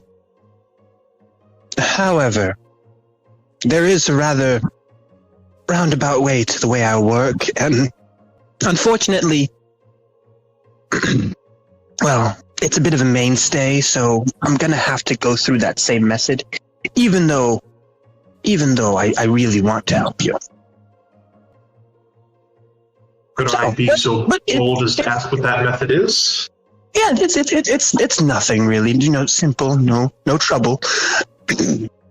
So, I need one person to be the deal maker. And that one person is going to be the negotiator, and they can only offer that what they already have. And they can only receive that what they already wish. So, if they are receiving something on Jackdaw's part, then that needs to be agreed upon beforehand. Basically a negotiator, one who will make all the decisions. And I only deal with one person. I can't deal with multiple people. I'll do it. Make sure you're all in agreement. I'll do it if no one is opposed to it. I'm fine with it. Those, if you believe you are willing and able to, then I will support you in that decision. Jackdaw. Yeah. Are you okay with me making a deal on your behalf? I don't know what's going on right now. What's this deal? We have found a greater devil who can undo the curse. One you've apparently met before. Yeah, it's a long story how we found her. Yeah. Is she right? Yes. Yeah, it was involved. It was bad. Yeah, they were also trapped, but helped many other people who were also trapped. Yeah, just double checking on pronouns. She can fix this, but there's a method to the whole thing that happens. So a deal has to be made, and everyone has to agree on who's making said deal, and I have to make sure it's all right with you that I am making a deal on your behalf. What's the deal? Consent is key. The deal is to undo the curse and let you do magic again. What's the payment? I haven't figured that part out yet. I'm just trying to figure out if it's okay that I make a deal first. That's an important part before agreeing to a deal. Yeah, I know. But you know what? I'll be completely honest with you. This is the most exciting thing that's ever happened in my life. Except the time we thought my father was dead, but that's a different story. I just found out my grandmother's a dragon. Fair. If my dad was dead, I would have inherited a lot of things. A lot of things I wasn't ready for. But you know what? I'm cool with it if you say yes. I don't know if I have anything else to say. I could say no, but I'm stuck here if I do. Yeah. If think that you can handle whatever they're going to throw at you. Can't be worse than, high elf bureaucracy.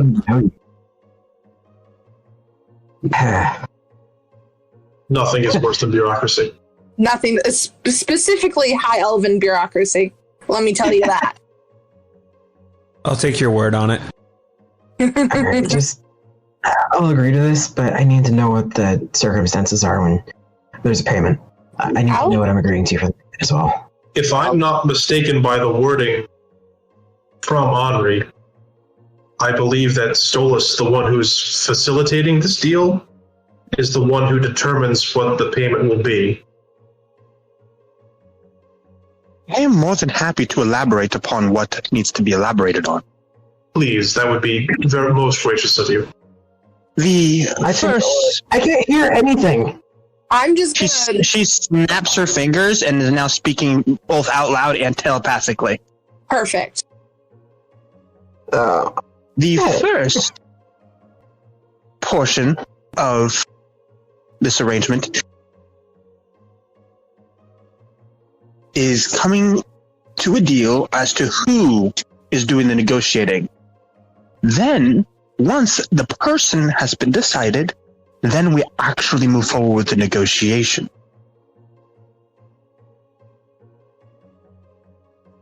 Alright, can they agree on my behalf without me being involved when we're dealing with negotiations as well, or can I be part of that? So, for example, say Stolas is to agree to be the negotiator. Just because they agreed to be the negotiator does not mean that they already agreed to the deal. So I can still object to the deal if I disagree. Correct. Although you really can't. Stolas would be.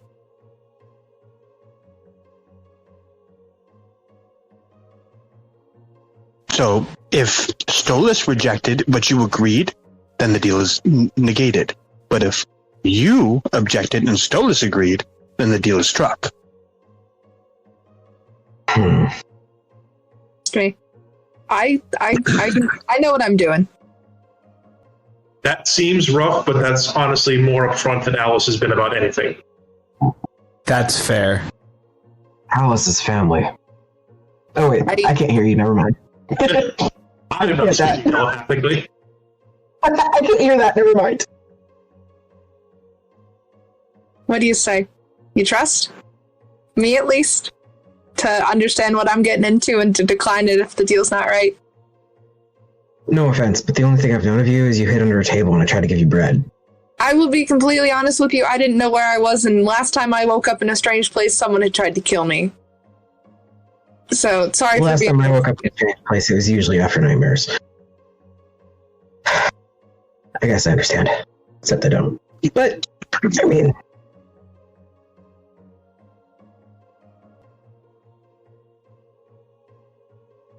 I trust you if you agree to listen to my thoughts as well on whatever this deal is. Yeah. I will take what you say. All right. All right. So, as I offer a hand. The whole area dims. Wait, did you just offer to shake a hand? No, the whole area dims. I did.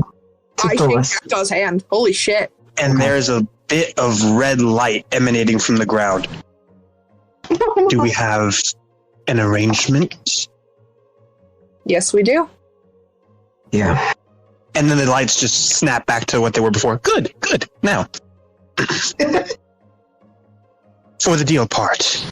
And now, everyone except for Stolas, deafen your volume so you can't hear the next part of the conversation.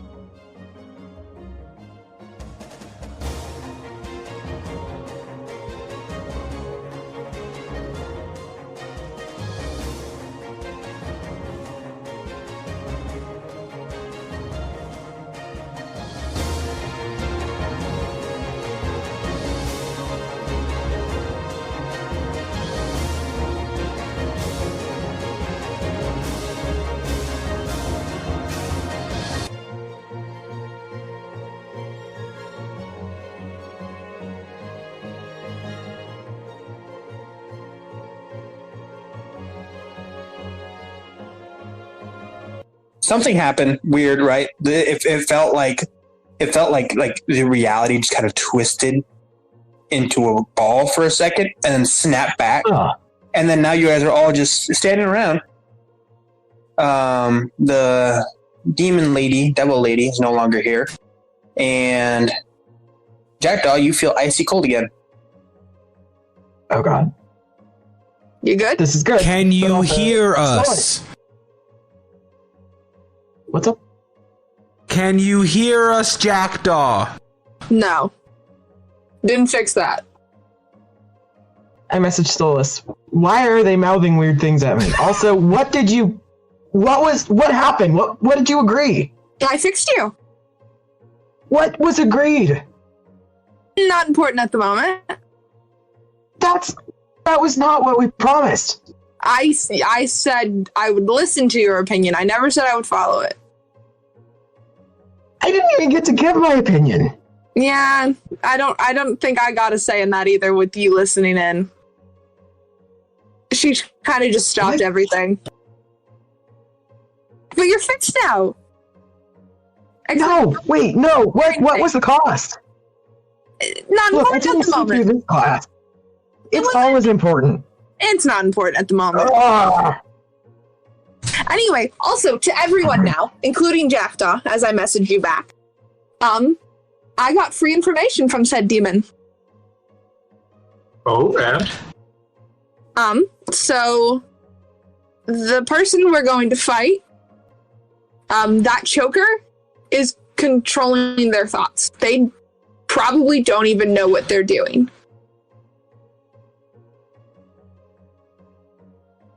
So, did they say it looks like this, and I hold up the pendant I pulled off the Warforged? Would it? What does it look like that, DM? No, not based off of the descriptions that you've gotten from Grandma, but the actual the encounter that they had with the demon, it wasn't really a description given. They just said it was a choker. I have no clue. I was just told choker. Demons don't exactly give you concise information or the whole picture.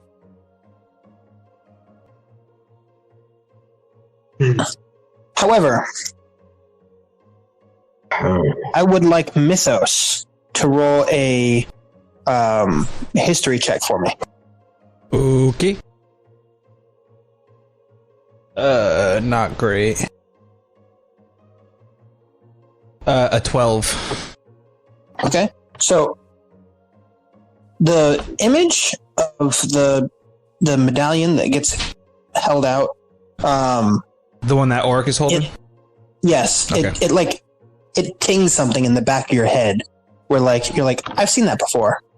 And so you kind of do this mental shuffle through the back of your brain, going through all the files in there, dusting out the cobwebs. And you remember seeing that medallion in a book that you had read about alternative planes. And you remember that it was used as some kind of key type device to get to the plane Mechanus, which is where Warforged can be actually, where you can actually forge their souls. Basically, think of it like a Warforged heaven, but it's more like a birthplace. Okay. Can I see that for a second, Oric? Sure, I'll toss it to him. Oh, I don't have the bucket. Jackdaw still has the bucket. Jackdaw has the bucket. It's currently on Jackdaw's head. I hear none of this. Does the medallion just sort of beam Mythos in the head, while he's I don't have the bucket, ding. Are you just distracted by that? I don't know. Did you try to smack it onto the helmet while you were waiting there? Yeah, sure. I like that idea better. There are literal spikes, as I described, on the back of this thing. So when you go to smack it into your head, it sinks into your skin, and you actually draw blood. That's even worse than what I said. I thought you meant he threw it at me, and I missed it because I turned to go get the bucket. But I'll take that one too. What was that? 1 point of damage? Yeah, 1 point of damage, and now it's stuck in your head. Mythos, are you good over there? No. But you also hear clicking from it. Does anybody else hear that? No. Are you sure you're okay? No, I'm not. I already said that. Right. It's been a long one day. I get it. What do you hear? There's a clicking sound coming from the thing in my head now. Is it can you ask Jackdaw if I can have the bucket back? Yeah. Hey, Jackdaw. Huh? Can Mythos see the bucket? I look at Bucket really fast, and I give him a thumbs up, thumbs down. Oh, yeah, I trust you guys. Okay. I'll take it off and hand it over then. All right. Okay. I'm not gonna put it on. I'm gonna clip it back onto my belt like I did earlier, and just talk to so I can talk to Bucket about it. But Oric, I think, was saying something. Somebody was saying something to me. Yeah, I was just asking, is it a continuous clicking? Is it ticking like a timepiece or something? Or is it more... Does it sound like it's a mechanical thing within the actual medallion, or is this something you're just hearing in the back of your mind? So I'm going to show my age here a little bit, but it sounds like those old rotary phones where you would put your finger in and turn the dial to the number you wanted, where it would click, click, click, click, and then spin back, and then click, click, click, click. Because you just said it started clicking. I'm like, is it a bomb? Did he just put a bomb in his head? You know, with the amount of times that I've gone down in combat, I wouldn't be surprised if it was a bomb in my head at this point. All right, so Mythos just. I am the Suicide Squad. No. No. It's like it clicks a couple of times, and then it makes this other weird sound, and then it clicks a couple of times, and then it makes another weird sound. But just to clarify, is it from the actual medallion itself, or are you hearing this in your mind, sort of like you would hear Bucket? Those of you that are actually paying attention can actually hear the clicking. It's coming from the device that is currently stuck in my forehead. Well, Yeah, I hear it do you too. want to pull it out? No, we'll leave it for now. Oh, no, all right, that's fair. I'm learning a lot today about a lot of different things, so we'll just see what happens. Is the chain from this just dangling in front of his face now? No, it's wrapped around my horn. Okay. Oh, nice.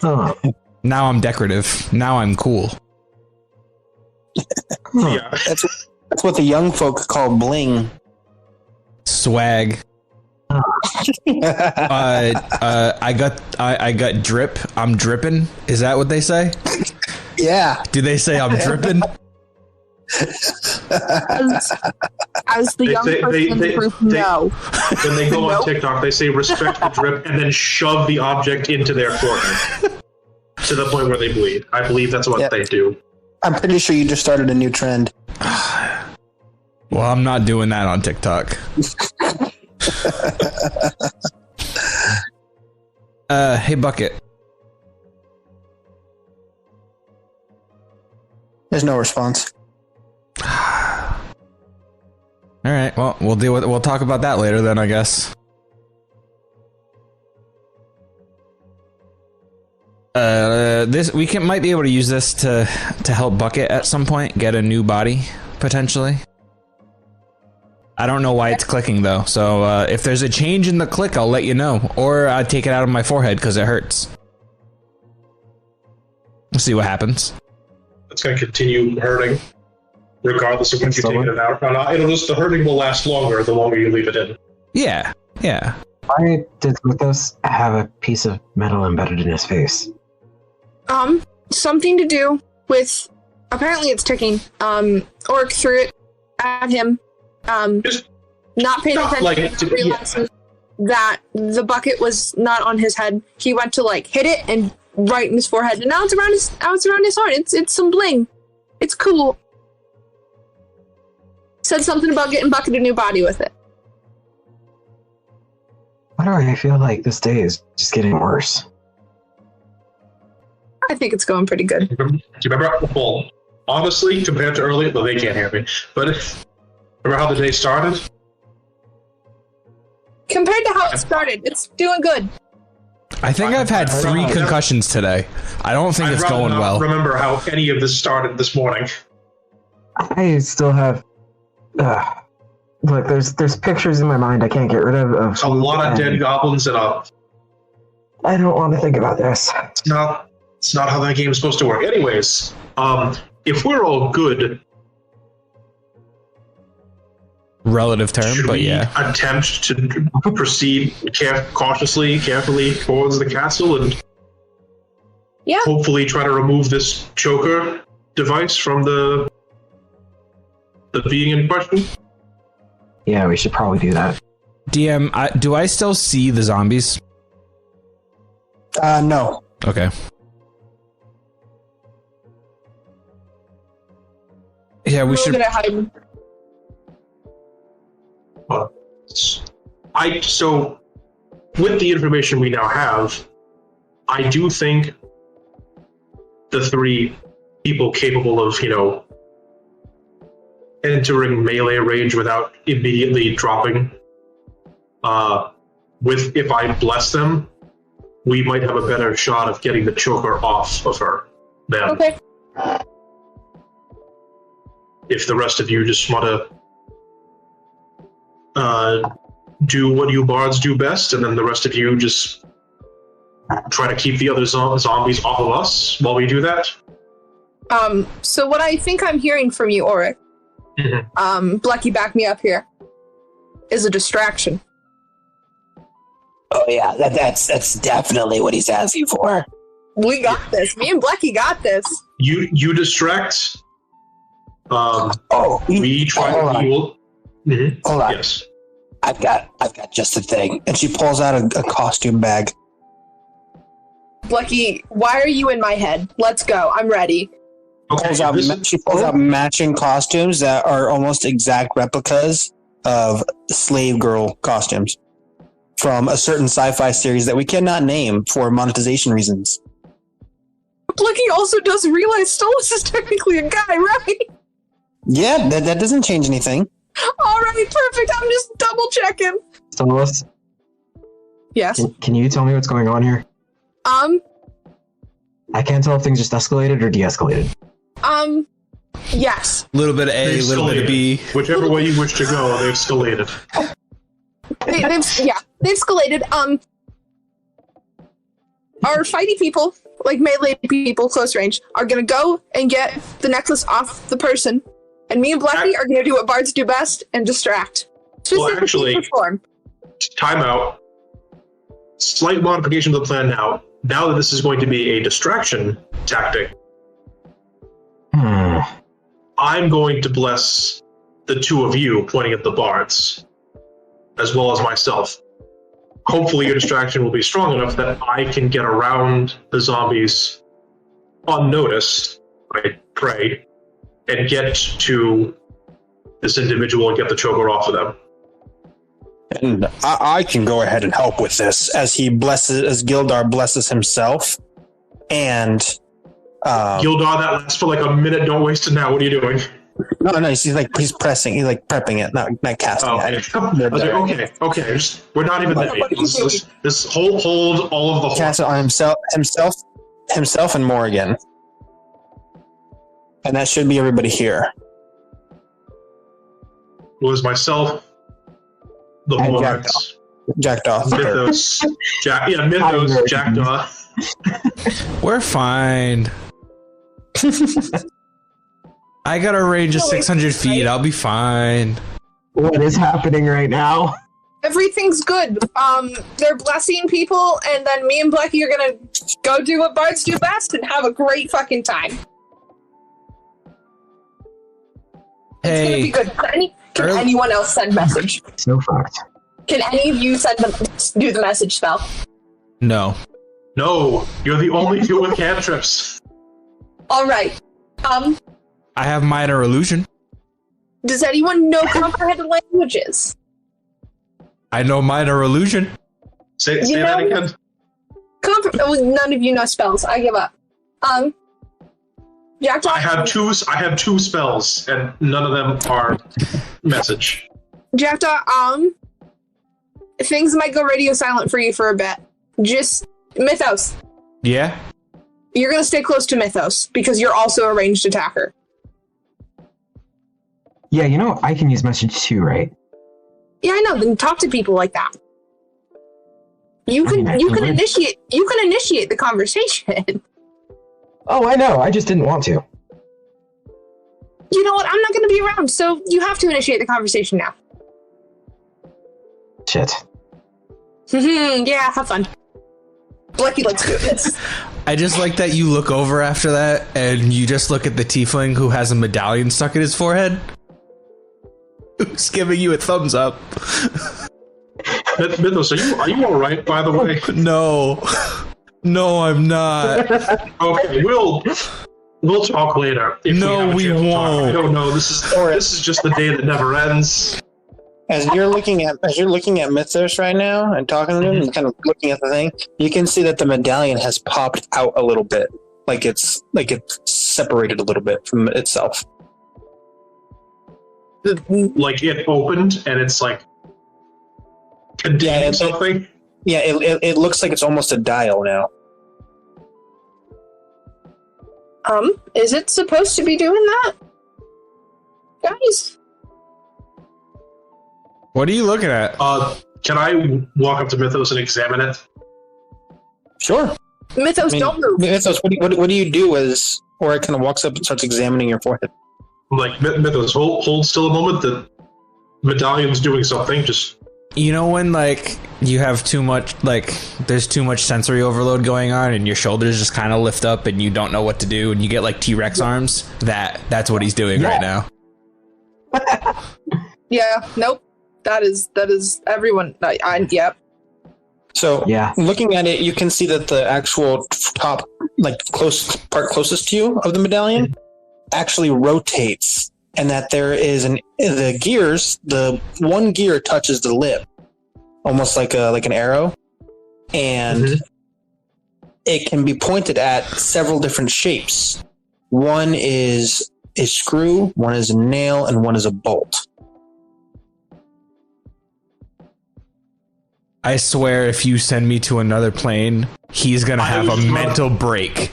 I was just about to say, like, I'm tempted, but, like, I feel like this will actually send you to Mechanus, so I'm not going to... Oh, there's only one way to find out. Can I roll an Arcana check on this dial, just looking at it? I don't know the others looking at it, but I'm going to look at it myself. It's getting weird. Sure. 13. It is extremely magical. And by that means, I mean, like, it is almost of magic. Like, there's almost no actual physical material to it. Oh, damn.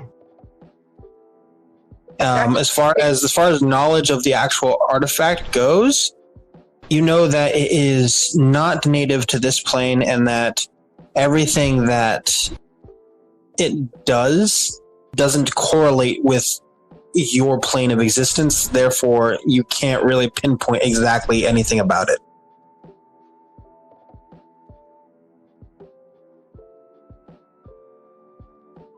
Jackdaw, you pick up anything about it? Message on Mythos. Mm-hmm. So, all right. You know you have like a weird clicking thing in your head, right? Well, I can hear it. Well, actually, can I still hear the clicking? Yeah. Okay. Yeah, I can hear the clicking. So, I feel like we should probably figure this out before we go in and deal with the bard. You want Want me to turn it? Gilgar speaking. Nope. There are 40 zombies coming up. They're coming from the drawbridge. Looks like they opened the portcullis. Well, they're coming to us right now. Well, they're coming out of the portcullis. I don't know if they've seen us, but they're going to be over top of us any minute now. Can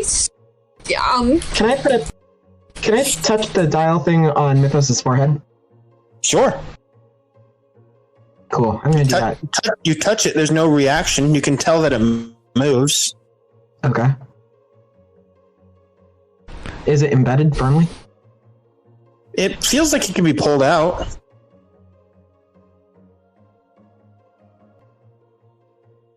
Can I try very gently to pull it out? Sure. Give me a sleight of hand check. Saying a nat 1 would be really painful here. No, it's a 9. I have a +5. 9. So, you pull it out, and, Mythos, you take an extra point of damage as it comes out. I'm really sorry. But you notice that the medallion itself closes back up into an actual medallion at this point.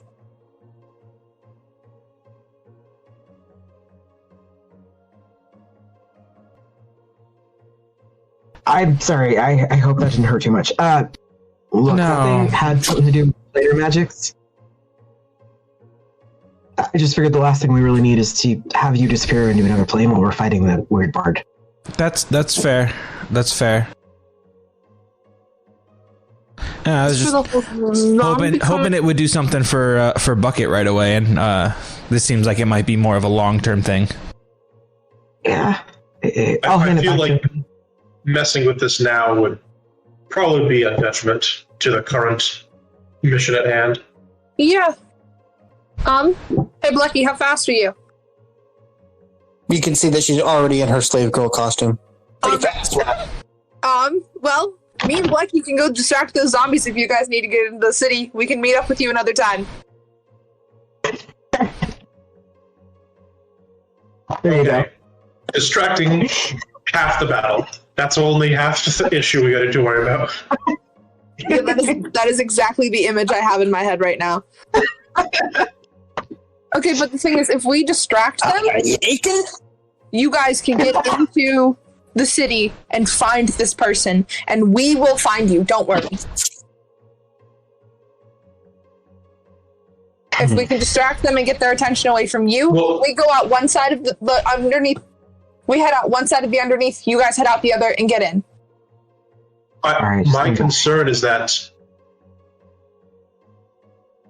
we enter their chamber, whatever you want to call it, where they are, and Oric. Yes. As you're in the middle of this conversation, you feel just something cold just grab your spine. Not like physically, just like in the arcane style, just grab your spine. Oh. You have felt this kind of presence once before when you witnessed a death knight on a battlefield. Wait.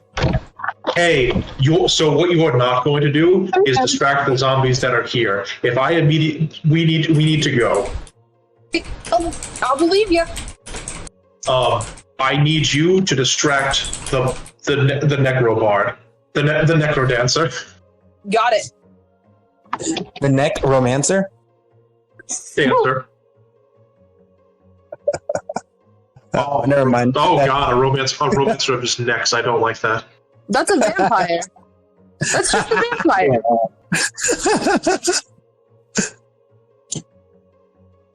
All right. So, what are you guys doing? You guys looking at yourselves? You can head down the trail to stay along the water's edge, or you can head back up over top of the drawbridge where all those zombies are at. Let's continue by the riverbed. Or you could also cross the river if you wanted to. That's also true. It might be a thing we do later. One can freeze it now. Well, that's true. We can freeze it now as well. I just don't want to. Just the phrase "you can go back to where the 40 zombies are" is not a sentence I want to even consider as a thought. I'm going to cast message on Solus. What's happening? Everyone's talking. I have no idea what's happening again. We're figuring out a plan. Me and Blecky's distraction has been put on hold until we find the necromancer bard, necrodancer, I think they called him. Something really freaked Orc out, and we're just trying to get out of here now. Yes, I'm very positive there's a death knight somewhere nearby. What are we planning? Where are we going? We're following Orc because there's Death Knight. I don't completely know what that is, but I'm gonna assume that it is very bad. Hey, do you know what a knight is? Yes. Do you know what death is? No shit. Put them together. It's not a good thing. I figured that much. What is he saying? There's something, Jackdaw, there's something very bad coming for us, or at least in our general vicinity. It's just, I don't want to be here when it gets here, if it's coming here. So we need to keep moving. We do not want to be here when it gets here, so we are running. We're just fucking. Okay, are we going into the castle or out of the castle? Out of the castle. Wait, we're going back. Well, no. We need to get in. We need to get into the castle. We need to find. We're moving. We're walking and talking.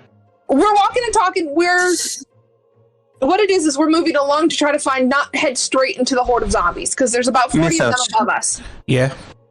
You hear a whistle coming from the castle area. Oh, God. And you can see that some of the castle wall stones have folded in on themselves, revealing an archway. And some of the stones have created skipping stones across the water.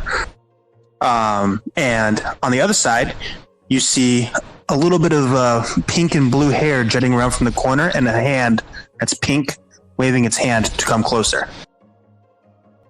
Do we follow that? Well, do you hear the whistle? Do you hear that whistling sound? Does anyone I else do, hear yeah. these sounds? Other than Jackdaw, yeah. Nope, it's just you. It's just Oh, me? no. Yeah, only you've heard it so far. Does anybody else hear that? I keep hearing a lot of weird things.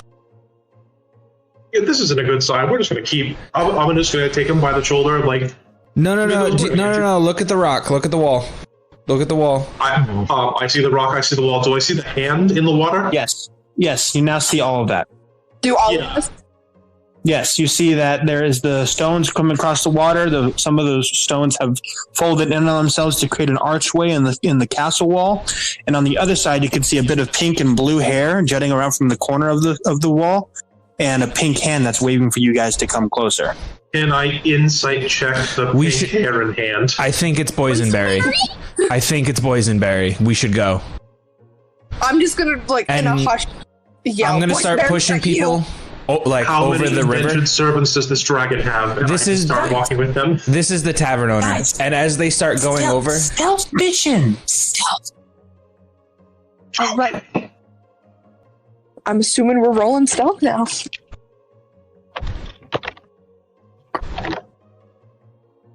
I'm gonna push everyone over the skipping stones. I'm gonna sneak on over. I'm going as stealthily as I fucking can. Can I roll a stealth check as well? Yeah, good. Have you asked for a stealth check officially? No, it's just boysenberry saying to be stealthy. I know. Okay. It's fun, though. Okay. Phyllis is a moron. Can we see the zombies behind us yet? No, they're still. They look like they're forming up on the drawbridge as like a So they're still defensive type maneuver. above us. Okay. Okay. Yeah. Let me know when to roll a stealth check with the rest. We don't have to. Stolas is just doing it because he's a moron. Yeah. What'd you get for the stealth check? I got a 19. 19. Wait, so wait, you. I mean, No, this is just what Stolas chose to do. Yeah, so you do like a little hop, skip, and a jump across the stones, but you do it in such a way that you can actually even hear your footfalls on the stone. Yeah. As you guys all cross over to the other side, get on side of the other archway, and the stone closes as you guys are now inside the castle wall. All right. And Boysenberry looks to you guys and says, "Jeez, that was taking you guys a long time. I was literally just supposed to watch you guys and, make sure the progress went on fine. If anyone was in any kind of like life or death situation, to help if need be. But after like 4 hours of seeing you guys just sitting there doing nothing, I'm like, oh my goodness, this, I just need something needs to change. Something. I swear. It's more entertaining. I'm sorry. Hello, and he puts his hand out. Hi, Auric. Who are you? Hi. My name is Boysenberry. I'm kind of like the team coordinator / bartender. We love Boysenberry. Understood. Stolas? Okay. So Stolas. you were sent on this. Huh? Yeah, Jack, don't go. Yes. Jacked up? Oh, no, it's okay. Go ahead. Sorry. Oh, okay. I mean to interrupt. My apologies. Okay, no worries. So I'm looking at Boysenberry, like, wonderful. So you work for Alice, and you were also sent on this mission, but not to assist in any way, just to monitor, while we had no actual information as to what we were suspicious. Are you the one who got hit in the head today? I thought it was just me. Supposed to do. Jesus. Okay. Who's Jesus? So that's my patron. That's who I swore on my oath to. Is Jesus, Paladin of Jesus. I'm not. Never heard of him. So- But I don't like him. Do let me try that again, because We just lost he's 50% of our literally fan base. he literally short circuited. There weren't that many watching to begin with.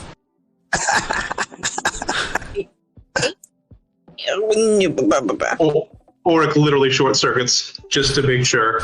He was like, okay, no. Let's reset, try that again. Alice sent you here just to watch us and not actually give in any information as to what we actually needed to do. Or assist in any way. Well, kind of, in a way. Wonderful. Which way do we need to go? He's not attempting to hide his frustration at this entire situation. As lovely as a person Boysenberry seems to be. Well, I mean, it depends. Do you want to get this over with quickly, or do you want to do it the right way?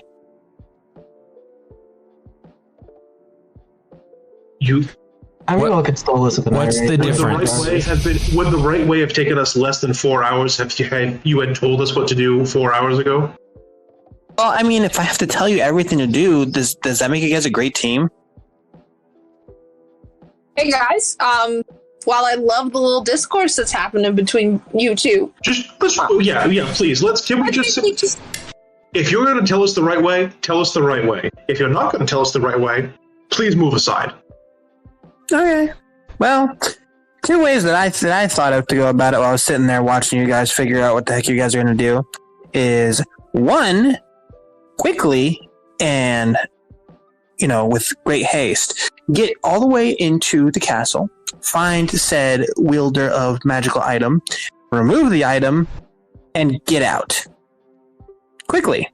The right way, I would suggest, would be to clear out all of the undead, then confront the individual, because you have no idea how long the actual combat's going to take if you're going to go in with a,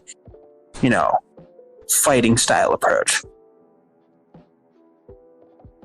But, that's just my opinion. I'm not super tactically minded, but it's what I would have done. I like the quick way idea. I like the quick way idea because the right way idea sounds like what Alice did when the goblin came and just have us try to fight 300 goblins without telling us any information. So the quick way, we go in quickly, silently, you distract her, we remove the choker, and we get out without having to exhaust ourselves fighting God knows how many zombies beforehand. Yes. Mm-hmm. Boysenberry, it's nice to see you again. Oh, yeah, sure. Ooh, I also brought these things, as a apology here, and she hands you each a flask. So it's a little bit of booze mixed with a little bit of herbs. It'll, heal you up a little bit and, take the edge off some of the pain. I take it, I put it in my coat. I go to shake their hand again. Boysenberry, I do sincerely apologize. Any frustration, this is not at all directed at you. I apologize. You're simply the lightning rod for my current frustration. Oh, that's okay. I'm actually devoid of being able to feel anger or sadness right now, so. Jackdaw, it's alcohol from Boysenberry with herbs. It's basically like a health potion that will also get you slightly drunk. I'm drinking it. I'm also drinking it because I'm even injured. Heal yourself at 1d6 of hit points. 1d6? Fuck yeah! We took a short rest. How did you get? Oh, 5. Got a 5. Fuck yeah. Yeah, on a scale of 1 to 18, I was at 6 of 18. You guys got a short rest. I got thrown into this.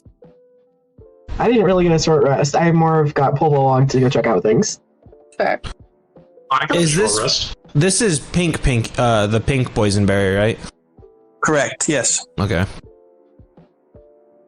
Alright, so quick in and out, grab the thing, get out, and deal with zombies, if we have to. Only if we have to. Mm-hmm. Mm-hmm. I can get you guys close, if you want. I feel like we would appreciate that, Boysenberry, yes. I would very much want to, yes. How close do you want to be? Do you want to be like them seeing you as soon as you get there, or like through a door and then you're in the same room? I want no scene with possibility to sneak up, and yeah, because they need to sneak up and me and Black need to distract. Okay.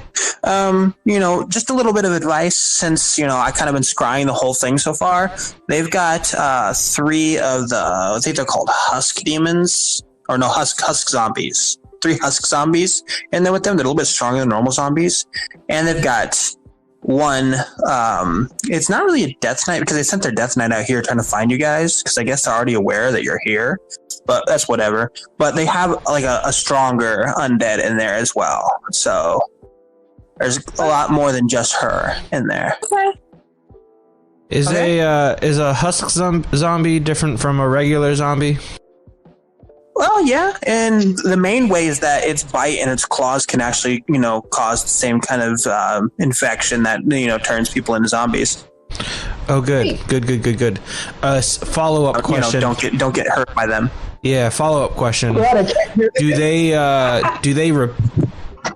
they repair themselves?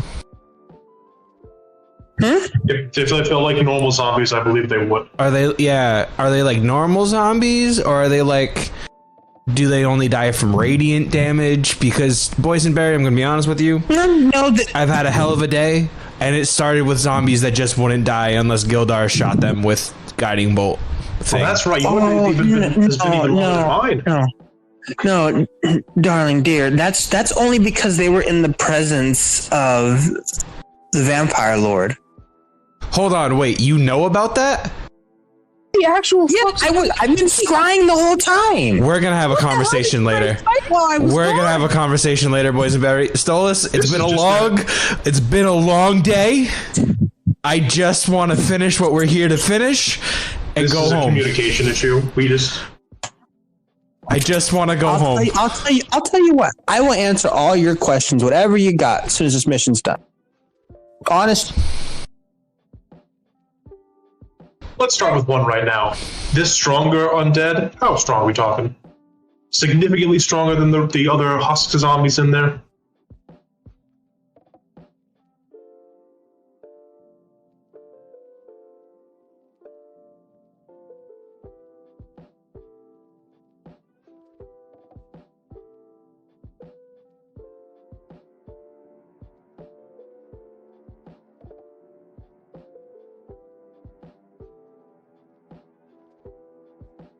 Jackdaw. Message time. Yeah. Boysenberry can get us close. But because we can do this the quick way, which is just in and out real fast, or what Boysenberry calls the quote-unquote right way, which is to destroy everything and then take the necklace. We are opting for the quick way because everyone is tired, specifically Mythos. Does the necklace control the zombies? I don't know. Haven't gotten that much information. All I know is that the person that we're trying to get the necklace from, the room that she's in has husk zombies, which are fancy zombies, and some other bad things that we probably don't want to fight head on. And you definitely do not want to get hit by a husk zombie because it will turn you into a zombie. Oh, fine. Just to clarify, Boysenberry, would getting struck by the husk zombie turn us into zombies? Will getting knocked unconscious do this? Or would actual death at the hands of one of these creatures turn us into a zombie? No, and simply enough if it draws blood or lands a bite. Fantastic. Okay.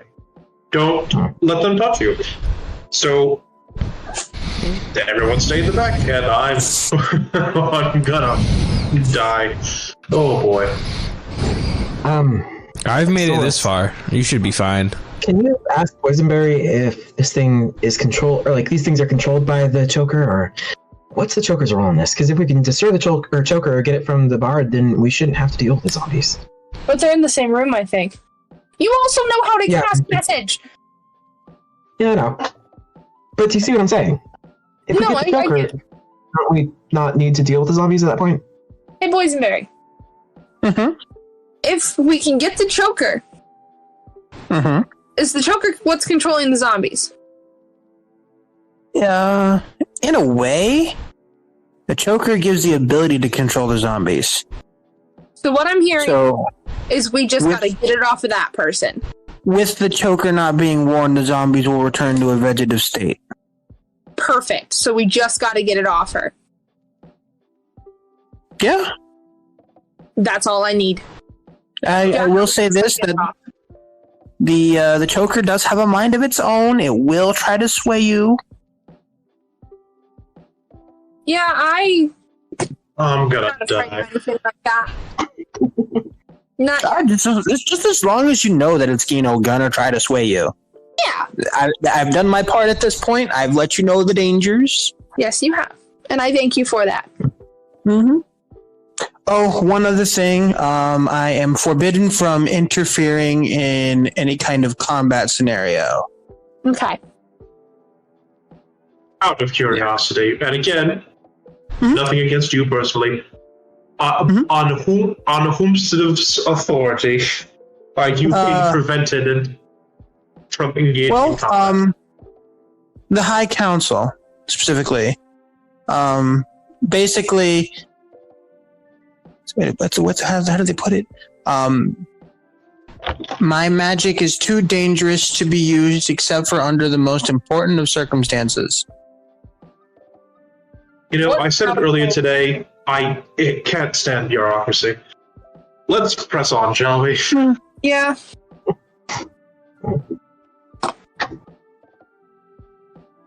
Onward. Except I can't do this. So now we're letting Boysenberry lead us to this chamber. Boysenberry folds some more stone on the wall, and you see that there's now an archway in a room that's going to a completely opposite room that does not correlate. So as you get closer to the archway, you walk through a stone archway into a wooden room with windows that are about 150 feet up off the ground. And then looking around, you can see that there is another door in this room, as well as a trapdoor with a ladder. The trapdoor itself is open, the ladder is extended all the way down. All right. Looking around, there are windows on all sides, and the top of the room is actually pointed into a cone. So it looks like you're on the top of a turret. All right. What's next, guys? Well, this is where I'll leave you. I'll be just a scry away. If you need anything that's not combat related, she's right through that door as she points to the only door in the room that's not the trap door. As the stone folds back in on itself, and now you're standing in a room that there's no archway anymore. Do we need to roll stealth checks or anything going into this? Nope, not yet. I love that. Does anyone have the potential of seeing what's beyond that door without us actually opening it yet? No. Actually, can I put the bucket on? Yeah, you can put the bucket on. Do I see bucket? Oh, hey! Long time no see. Hey, can you see around the door? Oh, sure. And he sticks his head through the door. Yep, I can. Okay. What do you see through the door? Oh, well, it's a nice room. There's, a couple of thrones. They've got a really nice, carpet runner. They actually have these really nice draperies that actually match the carpet runner. Bucket. There's a couple of bucket. Yeah. Bucket. Yeah. Do you see people on the other side of the room? The door? On the other side of the door? Define people. It's like rotting bodies that are still upright somehow. Still people? Yes. Okay, and yes, there are people over here. How many? Okay, well, there's a rough estimate. Rough estimate. I don't need an exact number. Just a rough idea. Okay. I think it looks like there's 5 I can see, and then there's one person that is not rotting, sitting on top of the throne, and there's also a llama. On that person who's in there on the throne. Does it look like they have something around their neck? Yes. It's Okay. like some black like leather piece that's like got like metal spikes on it. Super punk rock. Cool. Does Mythos share this information with us right away? Well, so you can hear me talking. You hear Mythos' voice, but you don't hear Bucket's voice. Yeah. Okay. Cool.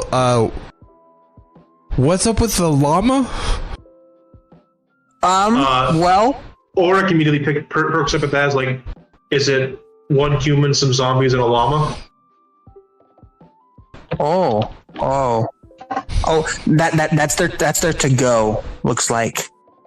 That's like their way out of there is the llama? No, like their to go food. Oh. Oh. All right. Okay. Thank you, Yeah, Bucket. yeah. It looks like it. Yeah. All right. Ooh, wait. Very Yeah, said there's not really a llama anymore. We can scratch that one off. Oh, the llama's gone now. Okay, never mind that. I was just terrified there was some sort of undead llama being that we should not mess with at all. But that's not the other powerful creature. No, llama. Don't gotta worry about it. Llama doesn't exist anymore. There are roughly 5 zombies. There's a couple of thrones. There's a couch. There was some nice furniture. Oh, there's also someone. Hold on. Sorry. Continue. There was also another person in that room who had what looked to be some type of leather, probably choker around their neck. So I would say this is probably the room we're looking for. Okay. Question. Okay. In relation to the door, where was that person with the choker standing? In a throne.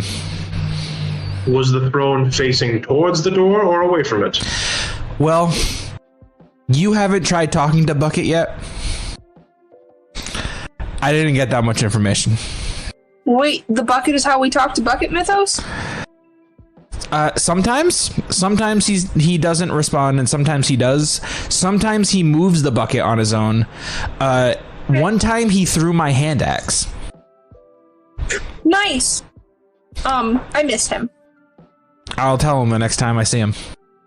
Thank you. Or you can wear the helmet and you can tell him. I miss him too. Can they hear? They can't hear him, right? No. Okay. Actually, he heard you. He says he misses you too. Oh. So apparently he can still hear you guys, but you can't hear him. Can you tell Mythos where is the lady in the throne facing the door or facing away from the door?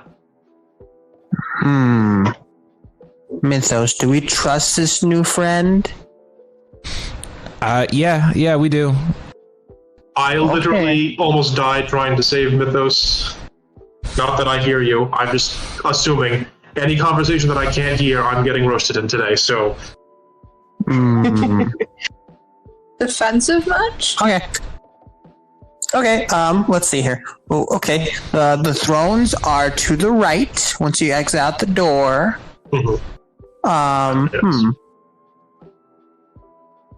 There's a big old panel of stained glass behind the thrones, if that matters. So if I walk into the room right now, Bucket. Which way is the throne facing? I'd say probably about my 3 o'clock as soon as you walk in. And it's about 150 pickles away. Hey, we're not. The door is somewhere. It's like a couple. It's like if you take a llama and you put 3 llamas in a line. It's probably that far away from the door. To the left. Right. To the left somewhere.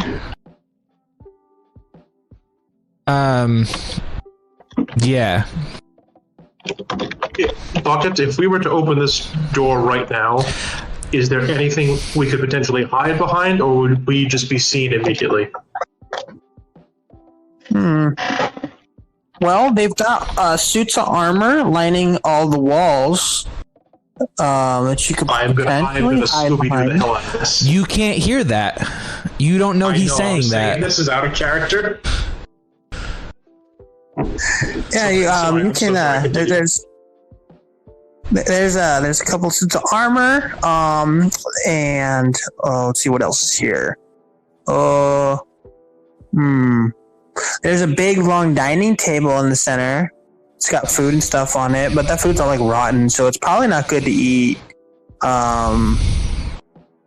Yeah, like they got carrots. Carrots don't rot that quickly. Yeah, they still don't look very good. I probably don't want to eat rotten carrots right now. That's fair. I appreciate you looking out for our health like that. I'm gonna be making tiny ice sculptures while we wait. So there's a table. There's a long table in the middle of the room, and there's some suits of armor on the walls. We can hide behind those. I'm pretty damn good at hiding under tables. We can certainly try. Final bit of fact finding before we talk about what we're about to do. We know that those zombies are coming after us still, right? Is it worth noting that they have a line of 30 people that are lined up in front of the thrones? There is one zombie dude that's putting them with their heads on the thing and then using an axe to cut their heads off. Whoa, hold on. What is he doing with their heads? What was that? They've got. Well, they just brought in this group of people, right? And they're not the rotting kind. They're the regular kind. They're alive, but not like the same one that's up on the near the throne. They're different, and they all look kind of different from each other. They don't look the same. Like that one's got red hair. The other one's got black hair. This one's got brown hair. Okay. That one's got freckles. The other one doesn't have freckles. That one's short and that one's tall. Okay. Hold on. What were they doing to those people? Okay, well, they've got them all in a line, right? Looks like they've got chains on them.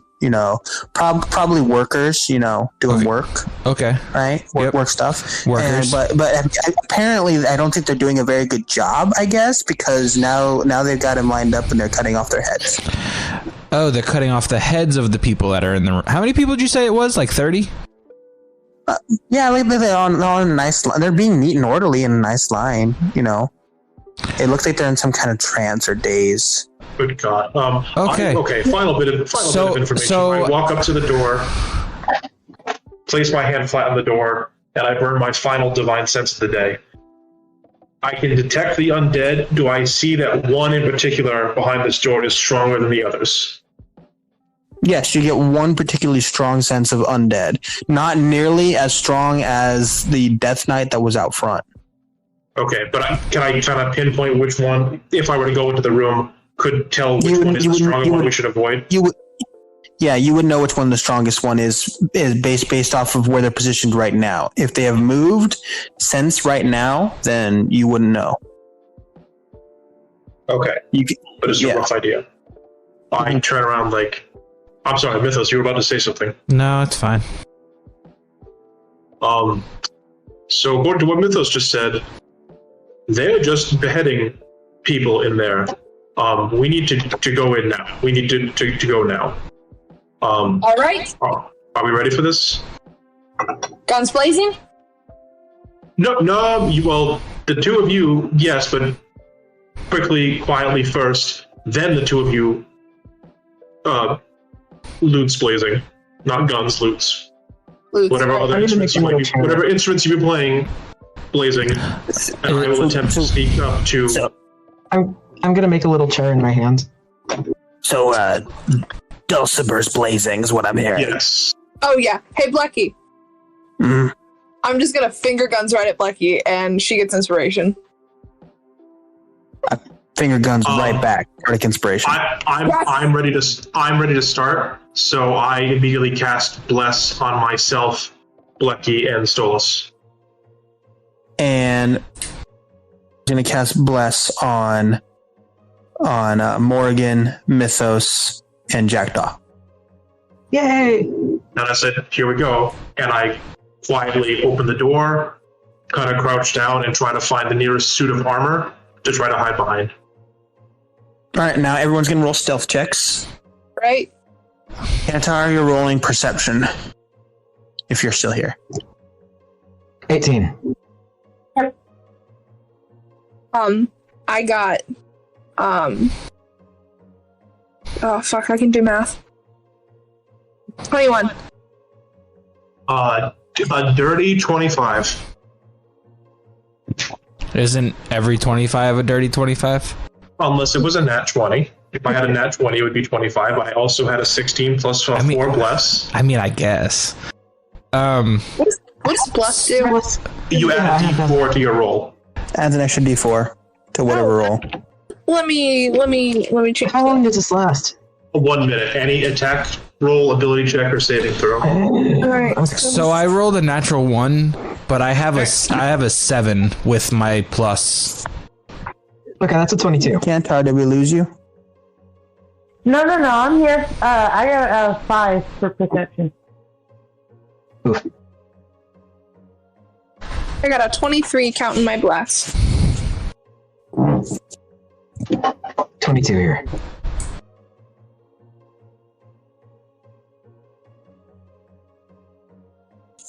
I would roll a natural 1 after all of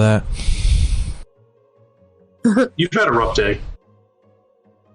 He's had a rough like 12 hours. A while. Yeah. All right, Kantar, what was your perception check? 5. You say 5? Yeah. Okay. So, y'all super stealthily sneak in as Kantor's like in an extremely deep conversation with the zombie butcher who's currently trying to explain, as you guys can all hear. Well, you see, we just kind of like, today we just like, started having thoughts and, thinking things. And, like, our brains started to work again. Even though we want brains, we now realize we have brains. But we don't have enough. As you can see, that Kantor's like rubbing her head in, sheer agony from this conversation. I resonate with that so much. I wish I could hear it. Can I tell? Can I tell that this zombie butcher is the stronger? No, you can tell that further off to the left-hand side from where you guys are at right now, in the back part of the area, the executioner, who is currently lopping heads, is the stronger one. Got it. And just to make sure, she's on the right side of the room? Yes, correct. Okay. I'm gonna cast a message to Oric. Mm-hmm. Hey, is now distraction time? Move a little bit further to the left and possibly to the center. And then showtime. All right. Everyone, one more stealth check. Okay. And Kantar, one more perception check. All right. Another 4 plus 21. 27.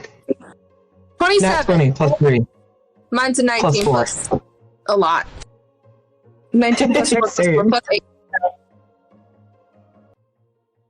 It's a nat 20 for 27 here. Okay. Kantar, your perception? 14. Okay. So. Oh, even just so you're aware, even with bless, a total of 9, because I rolled a nat 1. Mm-hmm. Oh no. Yeah. So, Kantar, you hear one of the sets of armor just come crashing down to the floor. If message is still up, I'm like, or now's a great time to make any sort of distraction. I'm going to send a message to Blackie. It's go time. And I'm rolling for performance. Blackie rolls out into the middle of the room, rolls for performance, and she goes, Hey, if you're looking for something to go to meet.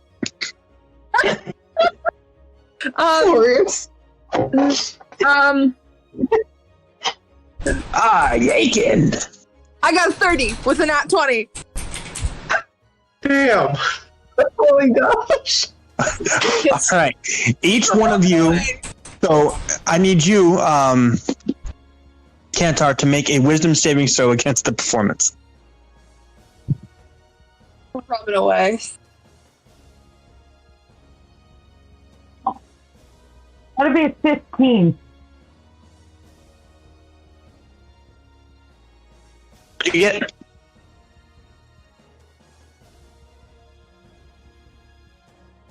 What'd you say? What'd you get for wisdom saving throw? 15. 15 or 16? Okay. Yes. So you were completely enraptured by this thing that's unfolding in front of you right now. It's just like it's completely garnered your attention. You can't even really describe it. And everyone except for Stolas and Blecky get exactly one free action, one free movement, and one free bonus action before we're rolling for initiative. Oh my gosh. Fuck. Alright. Do I have enough movement to get up to the throne if I use my action to hide? So if you can use your bonus action to hide. Okay. Okay, and then you use your movement to get all the way up to the throne. Yes. Okay. But getting yourself all the way up to the throne, you'll be in. If you're going all the way up to where Kantar is, the one with the choker, you'd be putting yourself in between Kantar and the butcher. On the other side of Kantar would be you see two zombie archers. Okay.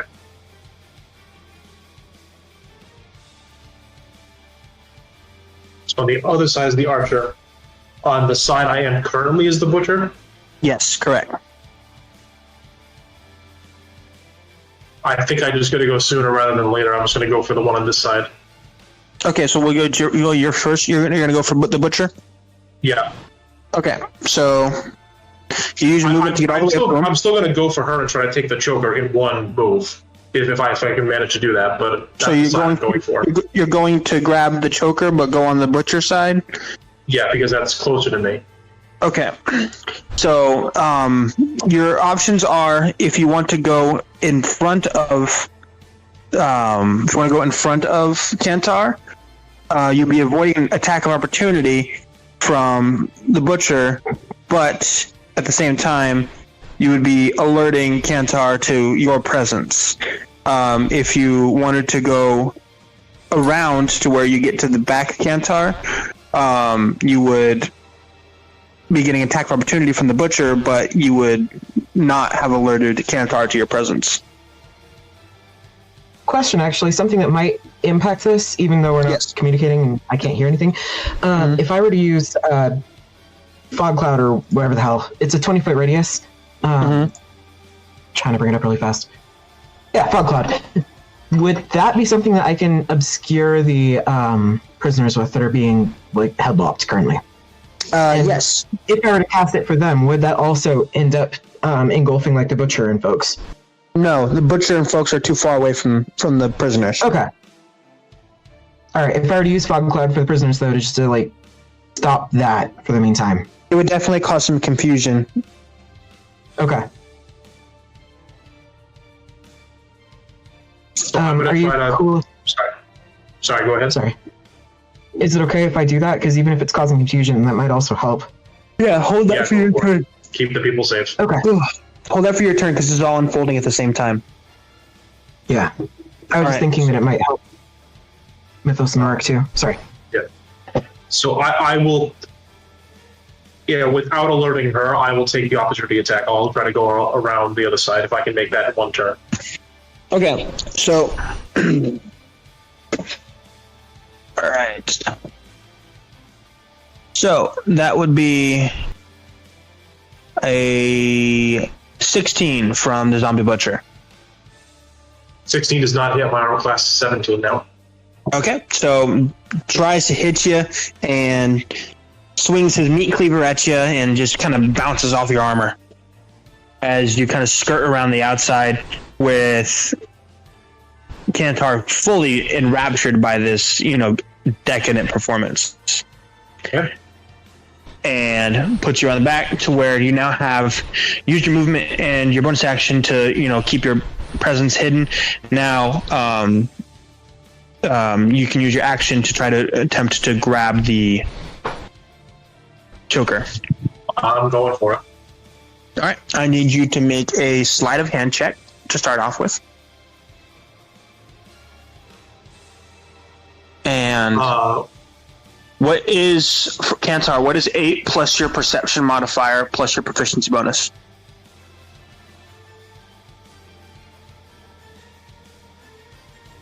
Okay, so yeah, what I got the number. What's your roll for sleight of hand? The D20 itself with a 17 plus 5 for sleight of hand, plus 5 for sleight of hand, plus 4 from the bless. That's 26. Okay, yeah, so you slip your hand in there and grasp it, and you've got a good hold on it. Now I need you to make a wisdom saving throw. 15 total. All right. As you kind of grasp this thing in your hand, Kantar, all of your emotions come flooding back at the same time. And you, good old Auric, feel your mind just get pushed all the way back into the back seat as something else just kind of starts piloting your body. Oh no. Do any of you notice this? Do any of us notice this? You just notice the kind of hesitation as Kantar starts having all these emotions come flooding back, and Auric just looks, completely dead-faced, for lack of a better term. Do the undead drop regardless if I take the Joker? The undead have completely stood still at this point. Okay. They all stop exactly what they're doing and stand still, not moving from the positions that they're at. Now, last thing for you, Auric, before moving on to the next initiative, I need you to make a charisma savings throw at disadvantage.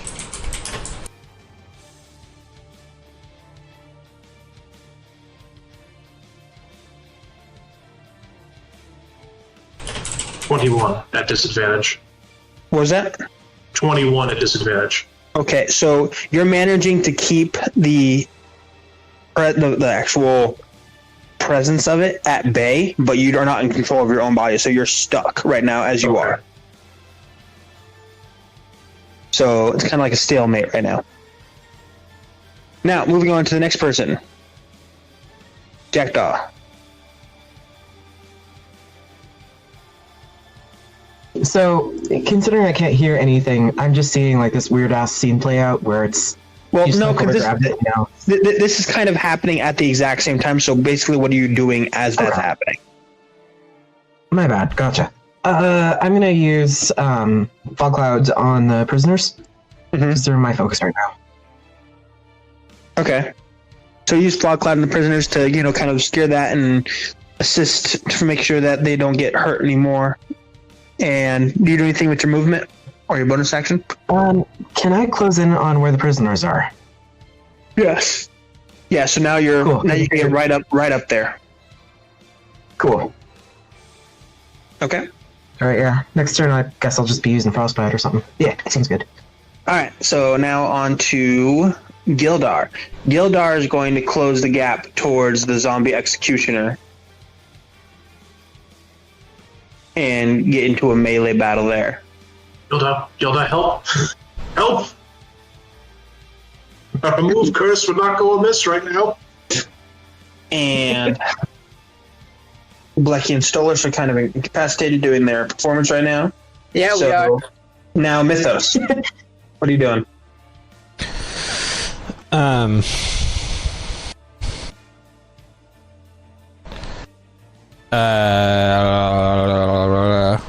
Can I get to the slaves, the people chained up? Yeah.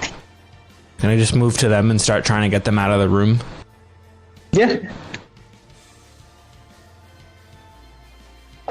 That's it. All right.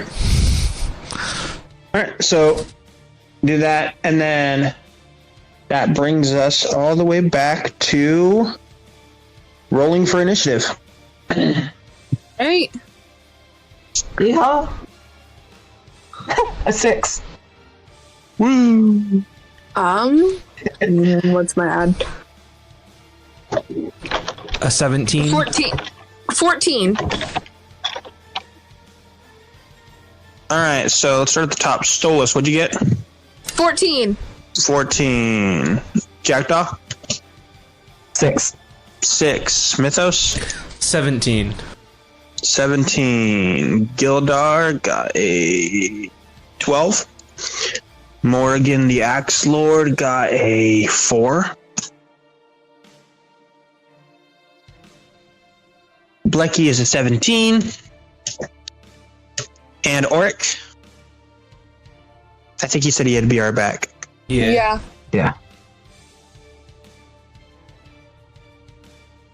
Oh, we can hang on for him for a second.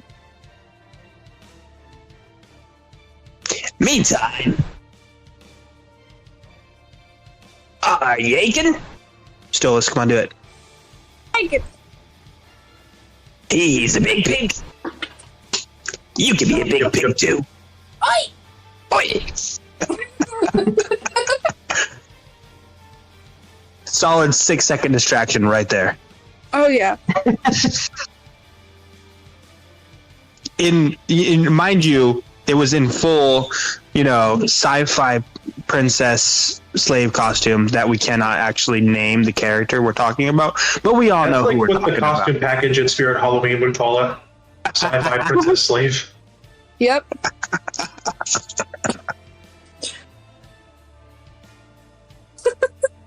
Carrie I just Fisher love it. pajamas. Yes. I just love it because Stolas is very much this. He's tall. Like he's like like 6'3", 6'4". Like he's tall. He's an elf. He's just this lanky piece of like beanpole. Like he's so. There's no strength there. Like if it's any strength, it's like farm boy strong, where you don't see the muscles. He's just kind of like, yeah, I guess I'm strong.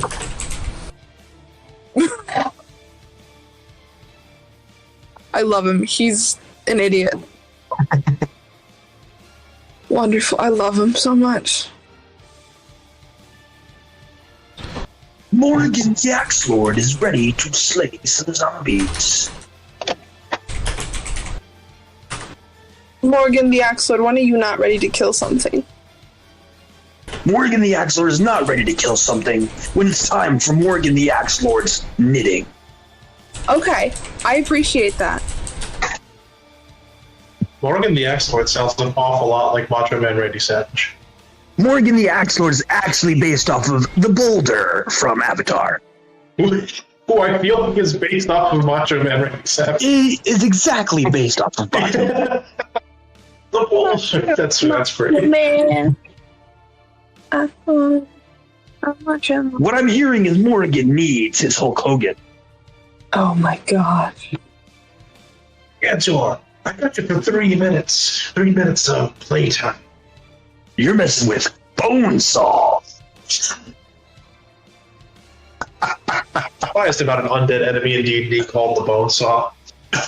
There's a bone claw. Why wouldn't there be a bone saw? There could be. You can make it. I guess that's what I'm doing tonight. I saw on YouTube somebody made a deep fake where they put Bonesaw in the friggin' Portals battle at the end of Avengers Endgame. Oh my gosh. Nice. Or, while we're here at this cross-section of these two things, D&D and Macho Man Randy Savage, you all know about the Macho Man Skyrim mod, right? That is currently installed on my computer, yes. Where all the dragons are just a weird, stretchy version of Macho Man. It's my favorite thing. Instead of roaring, they just go, yeah! Personally, it's not better than the Thomas the Train one, where all the dragons are Thomas the Train. See, I had that one for a while, but it broke my game. It doesn't run very well. Macho Man doesn't either, but you know what? I'd love it. Hey, Oric, what's your initiative? Did we actually roll initiative? Yeah, we Yeah, just we- rolled initiative. Oh, okay, I'm back now, so hey. That's a 10. Well, you're gonna have some cutting to do there, Mythos. Nah, I think it stays. I The just Macho did Man the- dragons stay on. If to be fair, if we enlighten someone about that who didn't know, that's worth it. They need to know. All right. See, Blecky's up first. So, Blecky, in her infinite wisdom, looks straight up at the former leader of this zombie horde, Kantar, and is going to cast Seduction Bolt. So, looks up at you, Kantar. This 3'2" goblin gives you these hungry bedroom eyes and says, "You, me, right now." Oh no. And that'll be a 19. Is it just guiding bolt but horny? Is that what No. it is?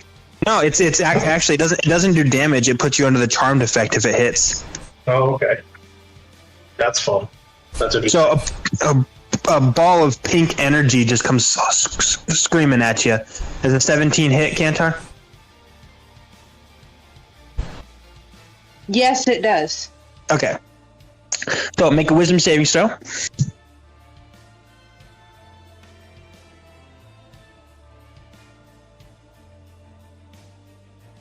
I got a 1. You got a 1? Yeah.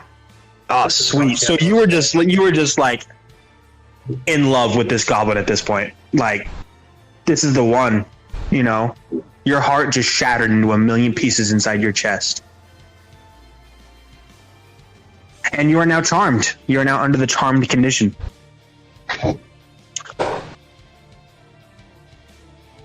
All right. Has Kantar even seen me yet? If Kantar had seen you, you don't matter anymore. Well, I'm just saying, as far as they're concerned, all their emotions flood back to them and they see this goblin and are immediately in love. Correct. All right, that's... Only So- goblin. Since you're charmed, you can't attack the charmer or target the charmer with any harmful abilities or magical effects. Okay? So you can't target or hurt Blecky at all.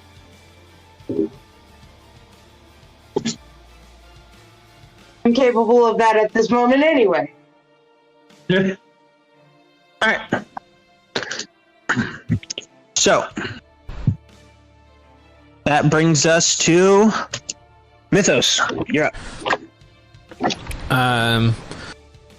Can I start getting people out of the room? Yeah. So you're first you have to break the chains because the chains are actually anchored into the ground at this point. Oh, for each person they're anchored into the ground? No, it's anchored at one point. Oh, okay. Can I guess I'll just smack it with my rapier then? And try to break them? Yeah, go ahead and make a attack roll on that. I can't do math. A 23. Yeah, so you kind of like wedge your rapier into it, and then use the kind of like leverage, if you will, to snap the chain out of the socket part in the ground. And while they're still all chained, the chain's no longer attached to the ground, so you can start leading them out of here now. Cool. You can actually take them out through the great doors leading into the city itself, or you could take them in the same way you came in. Out the same way you came in. I'm gonna take them out the way that we came in, into that other room. Okay. So you take them up into there, and that's the end of your turn. Is that all of my movement? Can I still see into the room at all? Yeah. So you basically used your attack to get in there as your action, and then your movement you used to get them all the way to that room. Yeah, if I look back into the room, can I see any of the zombies or anything? Like looking back into the room with the thrones in it? Yeah. Yeah, you could turn around and look. If I see any of the zombies, I'm going to action surge and still attack. Yeah, you actually you can see that. Actually, will you let me switch to my longbow? You were using that as movement speed before, so maybe I can't. You can use your bonus action to switch to your longbow, and then an action surge if you want. Yeah, I'll do that. So I'll fire into the room and fire at one of the zombies. Okay, yeah. There's the one that Gildar is currently engaged with. That now that you're looking at everything, you can see that none of them are moving. There are 2 zombie archers, and there are the zombie butcher, and the other one looks like to be a 10-year-old zombie girl that's just playing hopscotch but only has one leg.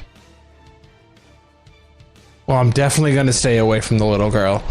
I'm going to shoot at the one that Gildar is already fighting with. Okay. If you didn't say the executioner was the worst one, I would assume the zombie little girl would have been the worst one. So that's an 18 to hit? That'll hit. Alright, and that is a D8. 7 damage. 7 damage? Okay.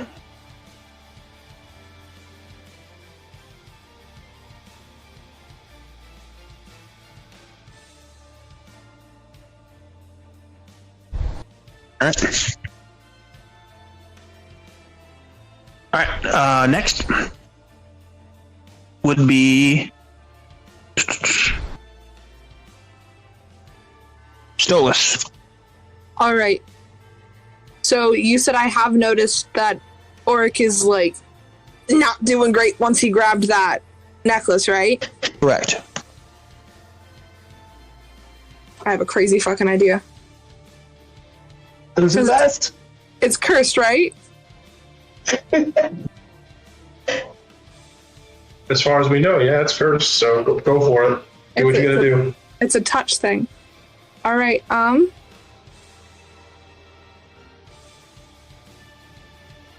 gotta get my other dice out. I gotta break out the bag. All right, I'm casting sleep. I have to roll my 5d8 to see how many hit points I affect. I have to find my d8s. Just give me a second. Are you casting it on me? Yeah, no, I'm targeting you because my thought is if you aren't touching that thing anymore, the zombies aren't gonna do shit. Because we know it's touch oriented and you're touching it. That's fair. Do you? Nope, I'm not saying that. You do you. You do what you. That's a very fair point. But you do what you think is best. All right. Crap. 8.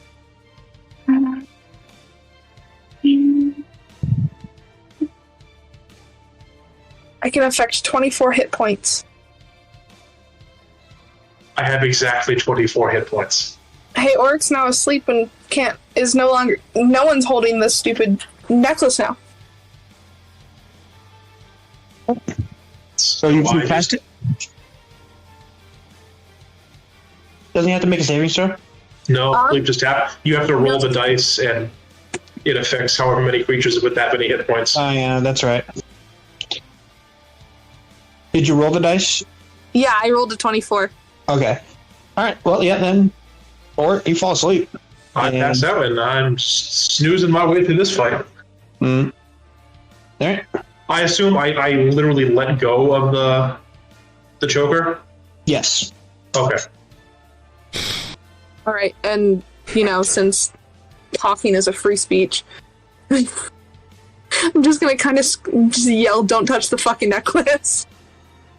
You bet talking is a free action, but talking is a free speech is hilarious. You know what I meant. I know exactly what you meant, but I love it this way too.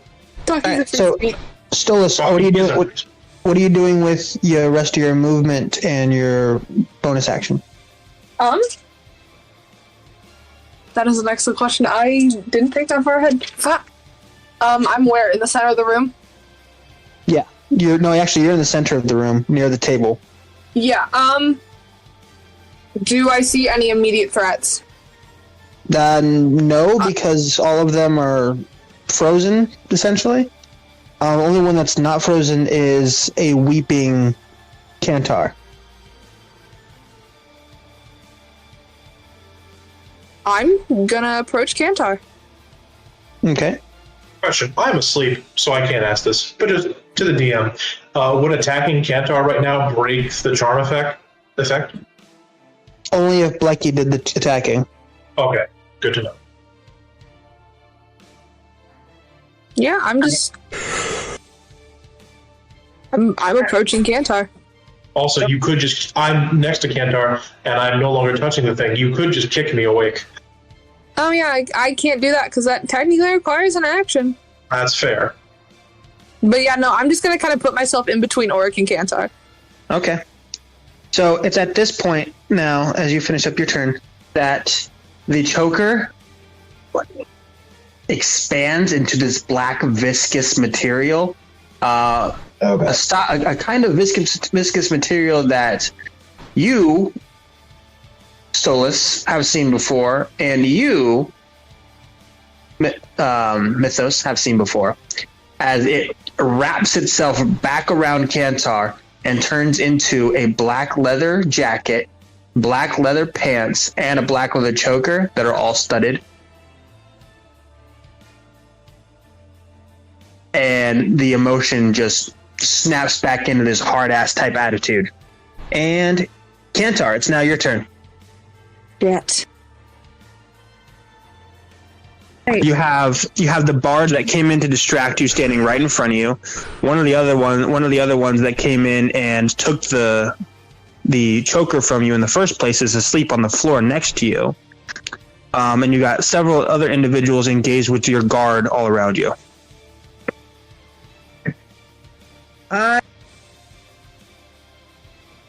The closest to me, I believe that would be Stolas. I look at her, or I look at him, and I slowly start to sing,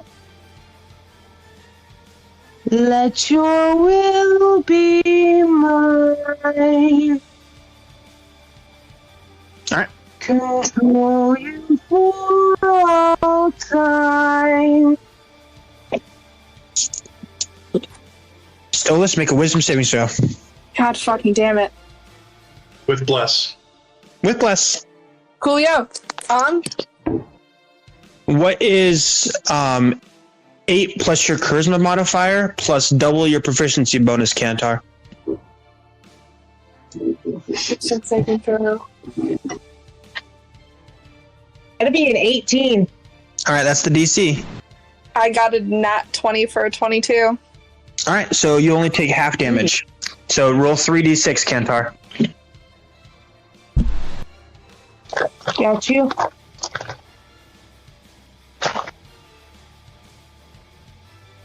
That'll be 11. All right. So take 11 damage, Stolas.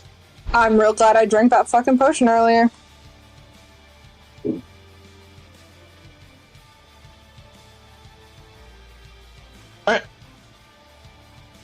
And what are you doing? What are you doing with your movement and your bonus action, Kantar? I sit back on my throne and yell to my minions to take care of it. Okay. All right. Now it's Gildar's turn. And rolls, and he, lands one solid slash across the zombie he's fighting. Half asleep and like, don't forget to smite. Yep. Oric, you're still asleep. It's a loud pigeon. Sorry. Alright.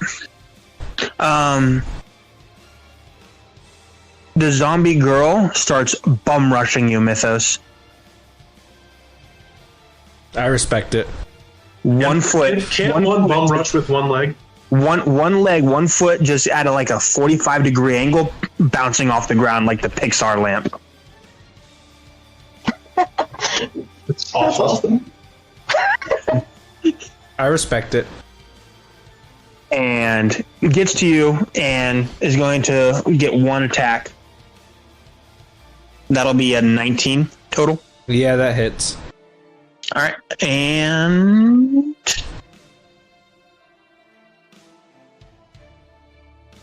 5 damage. All right, we are not looking good. Okay. One of the zombie archers is gonna shoot an arrow at you, Stolas. All right. That is a 15. That hits. All right.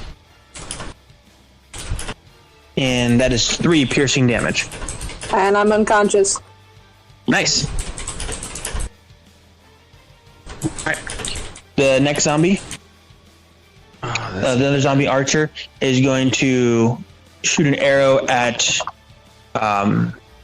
you, Mythos. Okay. And that is a 12.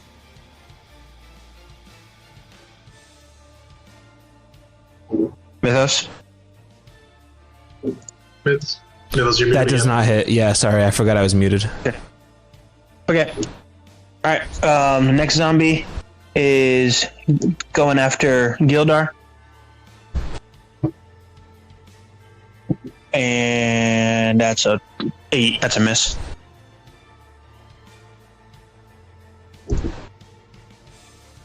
Okay, Jackdaw. Yeah. We're up to you. So, considering the prisoners are currently being pulled out of the fog, I'm going to exit the fog.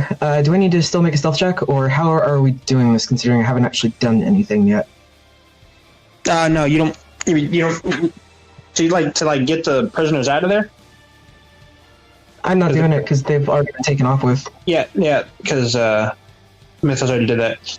So you don't really have to make any kind of stealth checks. Doesn't look like anybody's noticed you yet because you kind of slipped into the fog and no one noticed you go in there. Okay. So right now, consider yourself in stealth. Okay. Can I message you really fast? I've got a question. Yeah.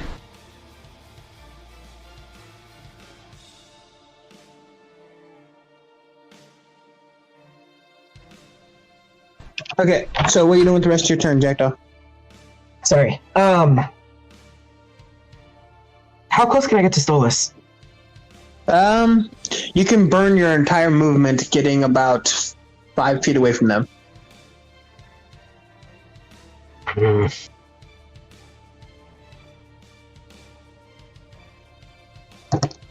Thinking. I didn't expect Jackdaw to drop like 5 potatoes this fast. Pardon? Yeah. I would say, Jackdaw, you do what you want, but if you hit me to wake me up, I can bring back Stolas. Well, I can't hear you or understand that. That's Oric's not talking because Oric is passed out. If you attack, Oric, at the same time, you can see me right now. At the same time, Jackdaw, you know Oric's a paladin. Okay. You can at least make that assumption. He's very twitchy right now. Sorry, I didn't want to metagame. Would message wake him up? I'll allow it. DM? Yeah, I'll allow it. Awesome. Just be. You gotta be super annoying. Okay, I'm gonna step out of the fog and get as close to Stolas as possible and use message on Oric.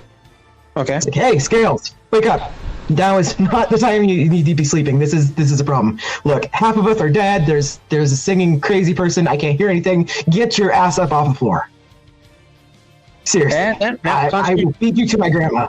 Constitution saving throw, DC 10. Oric, on a pass, you wake up. On a fail, you're still asleep.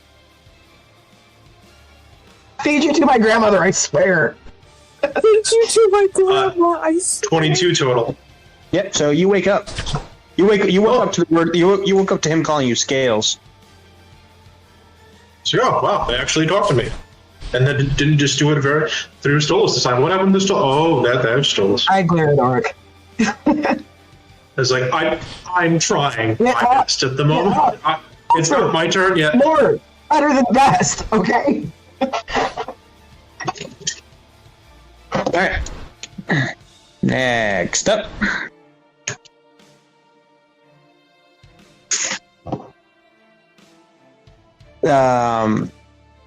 The zombie that Gildar's fighting lands a really solid hit on him. And Gildar goes down. And then all of a sudden, as Gildar goes down,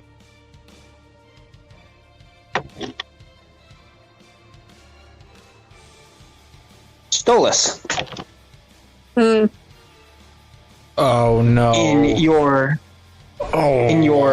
bare essential consciousness, you feel yourself burst into flames as you turn into ashes. And Gildar gets back up.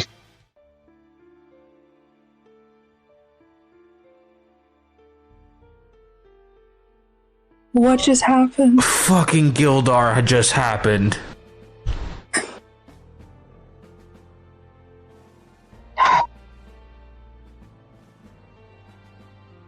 Guys, I'm very confused.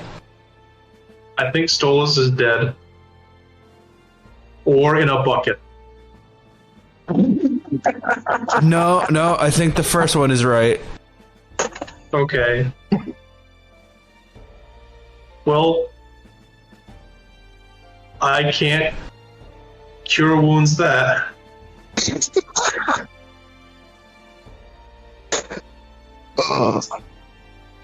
Next up is Morgan.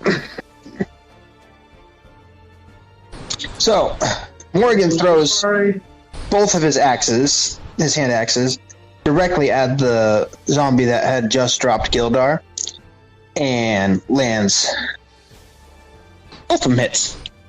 And does 12 damage. Nice. Good job, Gildar. Doing damage. And now back up to Blecky.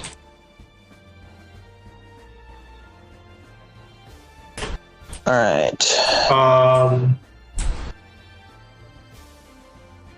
Did Oric not have a turn this round? We got to get back to your turn. We just finished the initiative order. We're back to the top. Oh, okay. Yeah. So Blecky is going to throw a healing word over towards Mythos.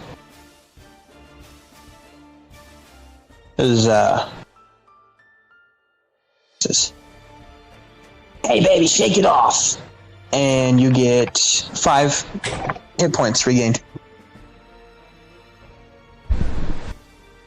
All right, Mythos. Okay. Yep. All right. And then Mythos, you're up. Did I see what happened to Stolas? You did.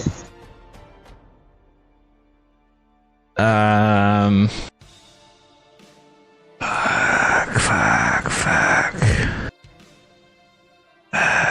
And I still have this dumb zombie on me. I'm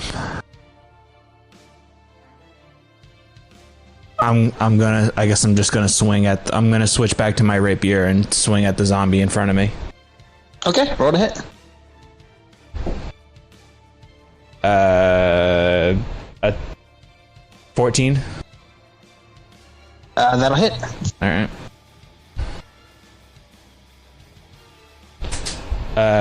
5 damage. All right. So explain to me how you kill this little zombie girl. What leg is she missing? Her right. From where the leg is, I cut diagonally left. She like splits in half from where the leg is missing. Nice. Fantastic. Good cut. Nice leg. And then turns to where Stolas was and glares at Gildar. Gildar's still currently shaking off what just happened to him. Hasn't even sinking in yet. All right, now to Gildar. Gildar looks around and like realization hits in, and with the biggest fury you've ever seen from him, just pulls an intense divine smite at the zombie in front of him.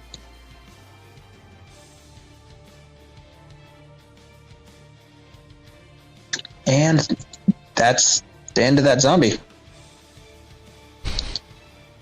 It just kind of bursts. It just bursts into rays of golden light. That's the big one. The executioner's down. Yep, the executioner's down. Okay. Just so you know, I did about 3 times as much damage as the zombie had left. Oh yeah, Gildar's a lot higher level than the rest of us. He's only level 3. Oh, I thought he was higher than that. No. So then Gildar starts running towards the person on the throne with the rest of his turn. And Oryx, you're up. So Kantar and that other zombie are still next to the throne? Yeah, you still have the butcher zombie. And one of the archer zombies. So I was going to heal Stolas with my turn, and I just see them disintegrate in front of me.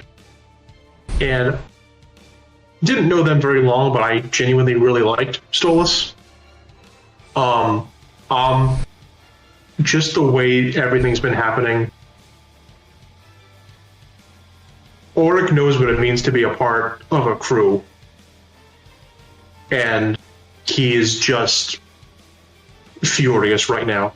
I kip up, like just do the leap up onto my feet, draw both swords, and I just let out this massive draconic roar. And I need Cantor and the Butcher Zombie to make dexterity saving throws as the lightning breath comes out of my mouth. Okay.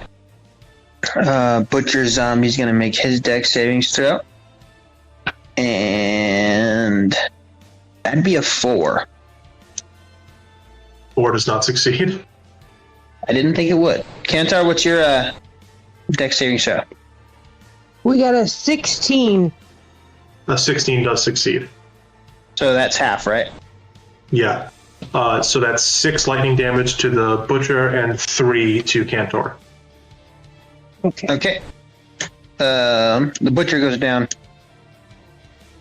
And then, it's completely fried with electricity. Can I use my offhand weapon as a bonus action? I'll allow it. Okay.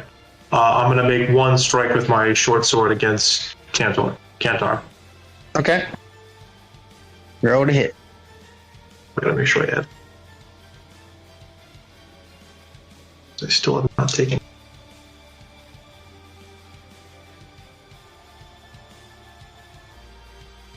And 19 to hit. Okay. That definitely hits. Okay. And that's going to be just 2 points of slashing damage. Or piercing, I think, with the short sword. Yeah, short sword's slashing. Yeah, so take the damage, Kantar. Alrighty, got that recorded. Alright. And now it is the zombie with the bow and arrow that's still alive. Launches a arrow at you, Auric. And that'll be 17. 17 just hits. Okay. And then 3 piercing.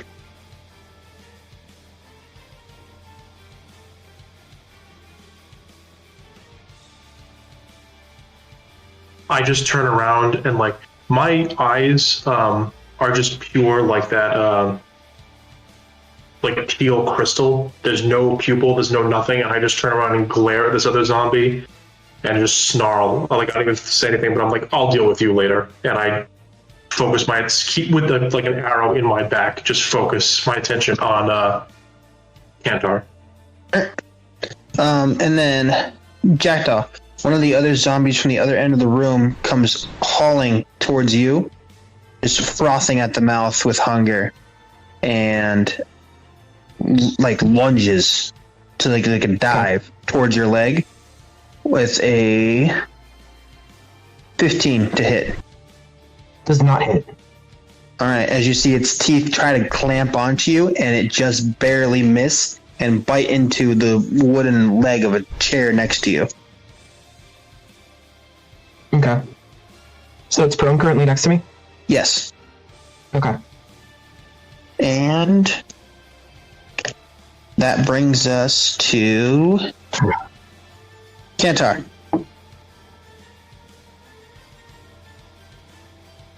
Who is nearest to me at this time? At this time, it would be Auric.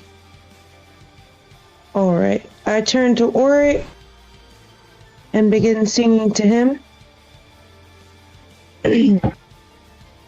Be my child.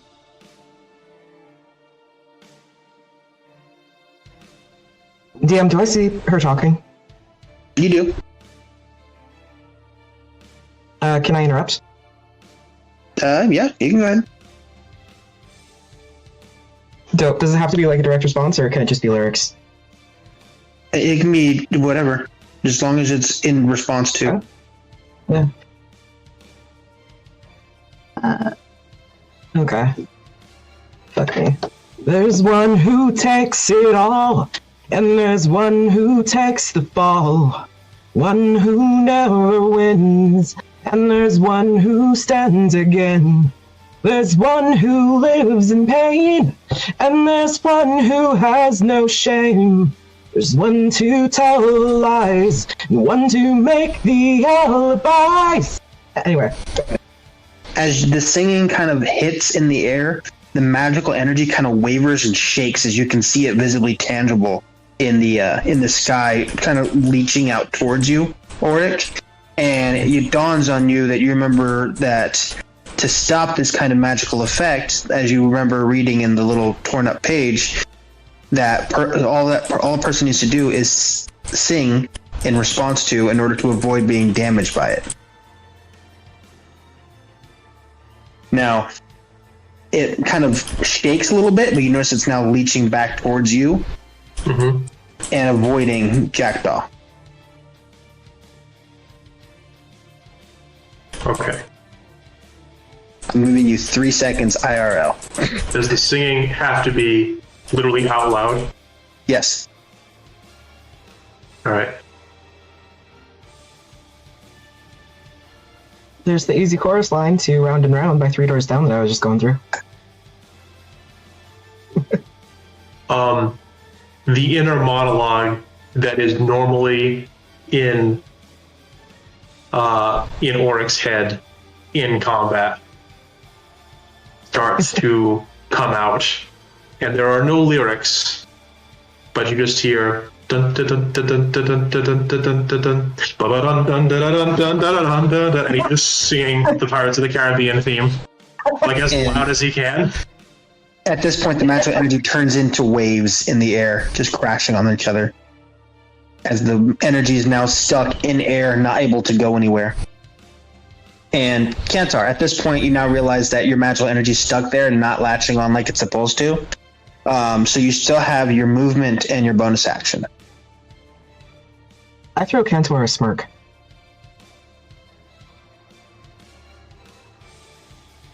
Grab. I will attempt to grab Auric and throw him back from me. Right, kind of move him away. Make a athletics check for a grapple. Okay. And Auric, you do or shove. It's essentially the same thing. So just make an athletics check in response to. I got a 15.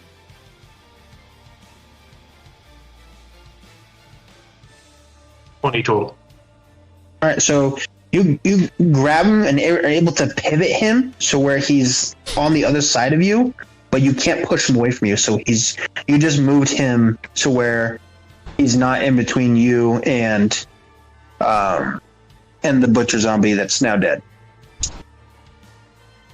but you're not able to shove them away. Okay. Yeah. And then Morgan, the Axe Lord, goes, Morgan the Axe Lord is confused about all this singing, and starts swinging his axe at another zombie. Lands a hit, and it's 4 damage. There are currently only 2 zombies still standing. One that is uninjured, another one that Morgan just hit. The uninjured one is the last remaining archer zombie, and the one that Morgan just hit is the one that is next to Jackdaw, that's laying prone on the ground. So now Blecky is going to run her turn, and she is going to run Litany of Curses at Kantar and says, Oh, it's sad that you have hit the bottom. And you take that. Roll a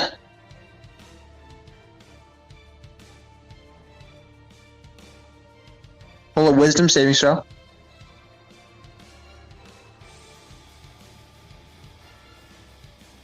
That'd be a 6. Alright. So you get disadvantage on all attack rolls, and you deal half damage. Any attacks against you have advantage, and you are now forced to target only Blecky for the duration of the spell, which is the next 3 turns. All your attention's now on Blecky. You can only target Blecky. This got rid of the charmed thing, so you're no longer charmed, but you have disadvantage on all hits and deal half damage, and any attack against you has advantage.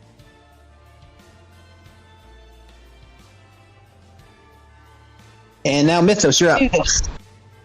That's an amazing cantrip, by the way. I'm gonna run to where Stolas' ashes are. Okay. And I'm just gonna take the dodge action. Okay. So you get all the way to Stolas' ashes.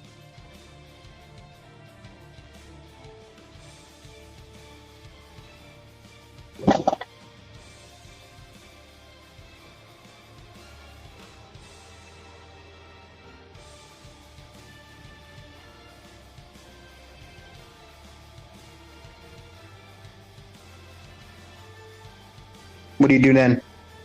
Oh, I was gonna take the dodge action. Okay, yeah. Alright.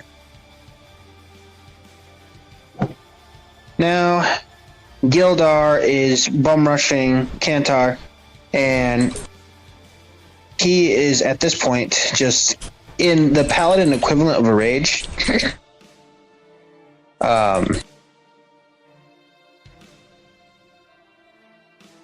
And let's see, where's this spell list at? It's the only thing I don't like about computers. I can't have all the characters pulled up at the same time. My computer's so slow.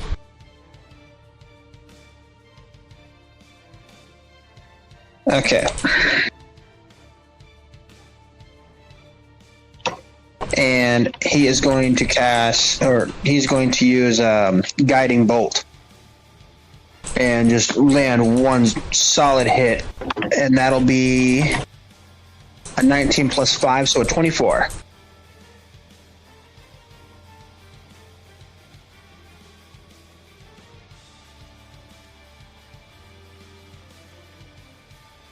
Definitely got me.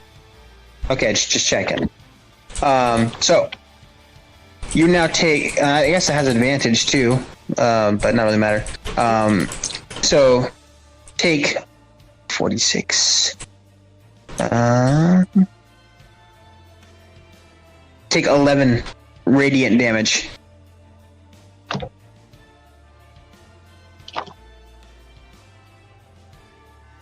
All right.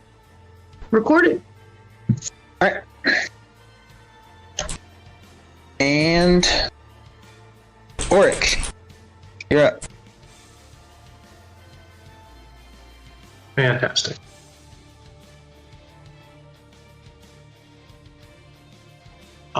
When I did Divine Sense earlier, did I pick up any fiend or undead energy on Kantar? No. Damn. Alright. Okay, I'm just going to take my 2 swings. Okay.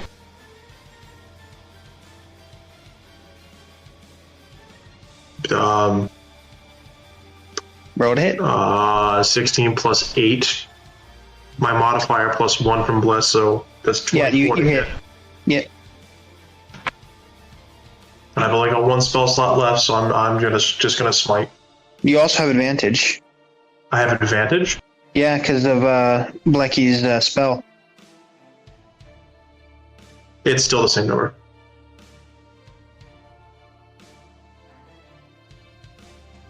Alright, so that's going to be 1d8 plus 5 piercing and 2d8 radiant. So roll it. Yeah. What you get? So 9 piercing and 8 radiant. 9 piercing, 8 radiant, Kantar. Really down. Pretty gone. All right, so cool. You go down. Bonus action, I'm taking another swing with my short sword. Okay. Well, as you're doing this, you notice that the choker black ichor stuff is separating from Kantor's body. Not like pretty down as in mostly down. Like pretty down as in they are just down. Wait, You're gonna have to make death saves. Yeah, she's unconscious. You're unconscious, but you're not dead. Cool. So I'm going to stab the unconscious body. So you go for the unconscious body or the ichor? Do I see the stab the unconscious body? I'm trying to describe it. So as the fall to the ground, the black ichor stuff separates from Kantor's body. Which one are you trying to stab? If I can make it work, I'll go for the ichor. Okay. Yeah. And it was so what's the math? Because that's a +7. That's 26 to hit the ichor. That'll hit. And that's just a 6 damage. All right. So you hit the ichor and it like shrivels up into this tiny black ball, and it's just this black, oozy-looking ball just sitting there now, and it's just kind of pulsating and throbbing. All the zombies fall to the ground and start decaying rapidly as the room starts to fill with the smell of decay extremely fast. Are we out of initiative now? Yes, you're out of initiative now. I start scooping ashes into the bucket. Don't do it with your hands. Can I stabilize Kantor? Yeah. Go ahead and make a medicine check.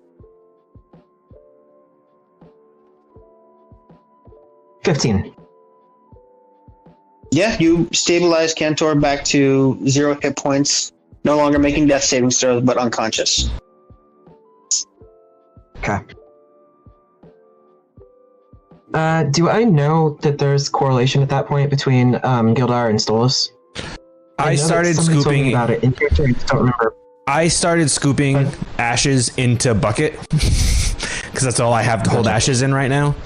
And as soon as I am done with that, I'm going to talk to Gildar.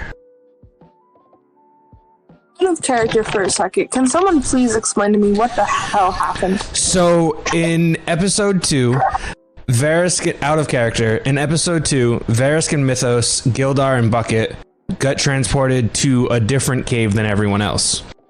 Yeah. In that cave, we got attacked by a bunch of zombies and some other things.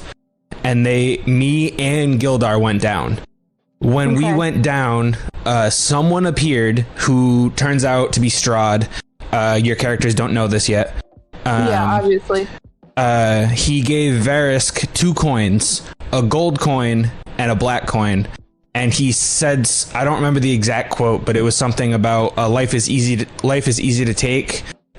Choose wisely, and gave Verisk the 2 coins. Verisk, a kobold, so I'm assuming that's why he kept the gold coin, gave Gildar the black coin. When he gave that to Gildar, because Gildar was full dead, Gildar came back and Bucket exploded. And that's now why Bucket is dead. Okay. So then as we were leaving that cave thing and catching up with like Jackdaw and Auric in the next episode, Vanishka was running out to come see us. Gildar got killed again. Vanishka burst into flames. So every time Gildar dies, somebody else actually dies instead. Coolio. Wonderful. Love it. We're working on it. I have a plan, maybe. Mythos has a plan, maybe. I have a backup plan that could very easily get me killed. But I'm real not happy now. Mythos, you told me partially about that in character, right? Just you avoided it until Gildar wasn't listening? That was during the time we were in the cave and drinking? Yes. I told you about the coin, but I didn't tell you about Strahd. Nobody knows about Strahd yet. I'm going to go up to Gildar and shove him against the wall with my staff. Gildar is just sobbing right now.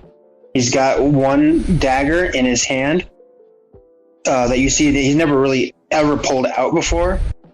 And he is just shaking and trembling and is just... I can't even end it. I can't... Drop the dagger. Nobody else needs to explode. Drop the dagger. It just kind of drops it in this like just sigh of defeat. Where is this coin? He shows you his palm, and you see that the coin is actually embedded into his skin, into his scales.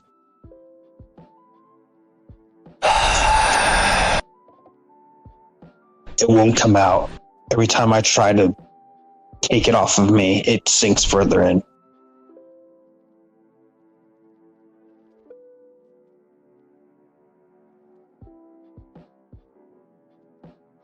Well, there goes my plan. Who here can use fire?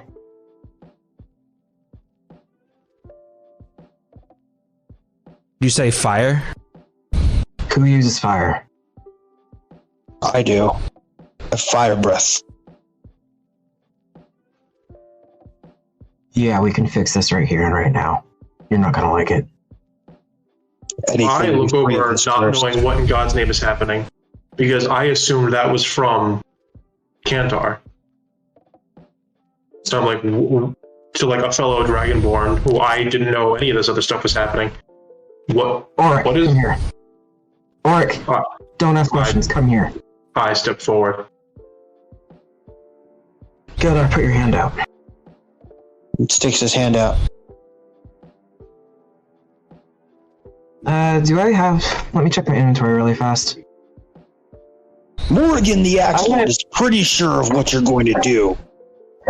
I offer my axe as assistance. No. Just let it be. I'm gonna offer the staff ends if Gildar wants to bite anything.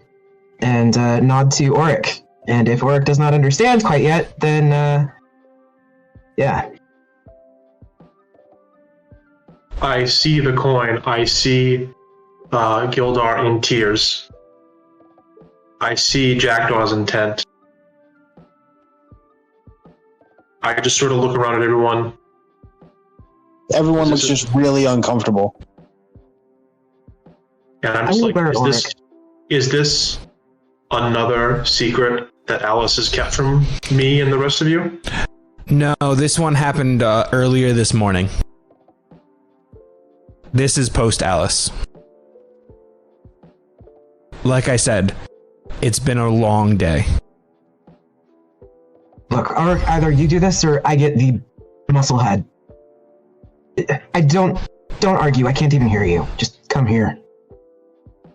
I'm right there in front of him. I'm holding Gildar's hand, like palm up, in front of me. The hands at the wrist. I'm looking Gildar in the eyes with compassion, but there is anger in it, but not at him. You can see that he is like completely defeated. He just doesn't want to exist anymore.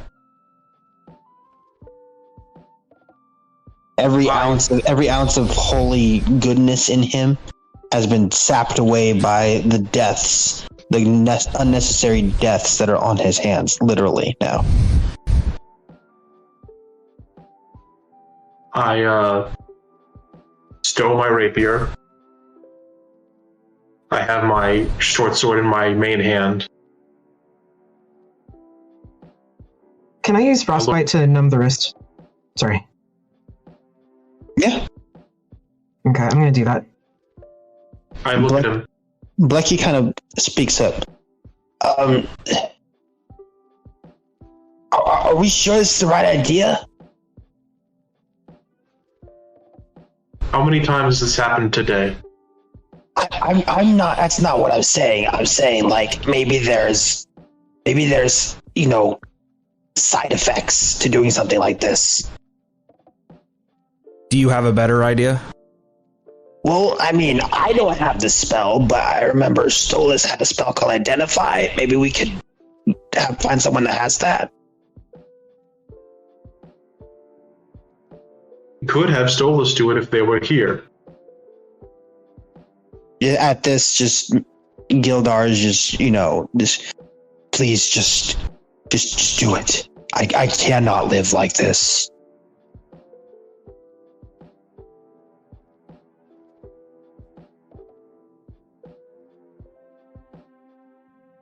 You want this, yes? Yes. If it kills me, then so be it. But if it cures me, then so be it as well. I can't keep doing this. I close my eyes. I mutter a few words to myself. Well, not to me, but to someone. Don't look at me, I can't hear you. I'm not looking at Jackdaw. I'm not looking at it. My eyes are closed. I'm not looking at anyone. I'm teasing. Feel like your eyes should be open for what you're about to do, but teach their eyes. Okay. I'm just adding some seasoning on top. I open my eyes after praying, which is what I was going for, and I just swing to chop the hand off. So yeah, you take your time, full on precise cut, land one solid swoop through, and completely sever the hand at the wrist. And it just starts gushing blood everywhere. I'll use lay on hands. Fire. Use fire. Yeah, fire. Here, breathe fire on it. Alright. Oh, Gildar's blowing his fire on it too. As you guys kind of cauterize the wound. And at this point that you notice the black smoke coming from the coin.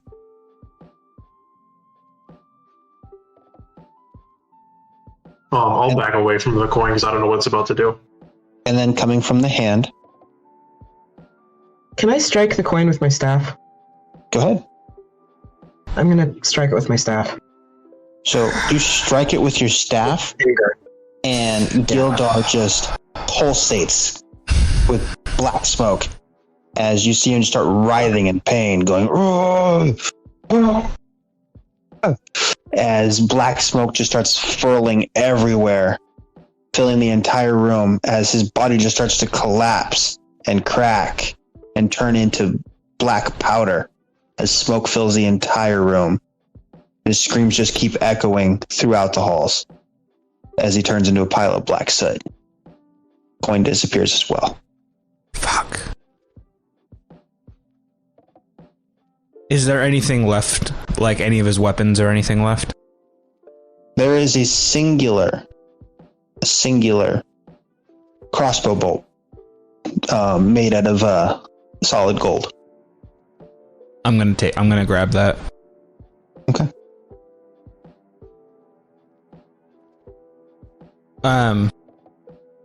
The piece of cloth that I got from him earlier.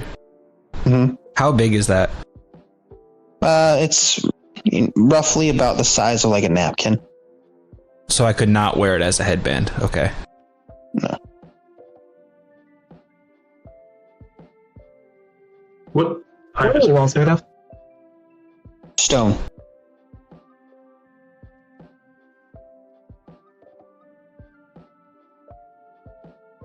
Okay. I'm going to hit the wall with my staff because fuck it. And just frustrated scream. I do it. I just don't want to kill anybody's ears right now. You throw a hit at the wall, and it just the sound reverberates off all the walls, and just that fills the dead air that's in the room. There's not any other sounds. Nobody's crying. Everyone feels just devoid of emotion. It's the eerie silence of everything just kind of fills. The coldness and the wetness from outside just kind of like seeps into everybody's bones. And it's just an immense amount of weight just rests on all of your shoulders. Jackdaw. Jackdaw can't hear you. Yeah. I'm gonna go ahead and just punch the fucking wall.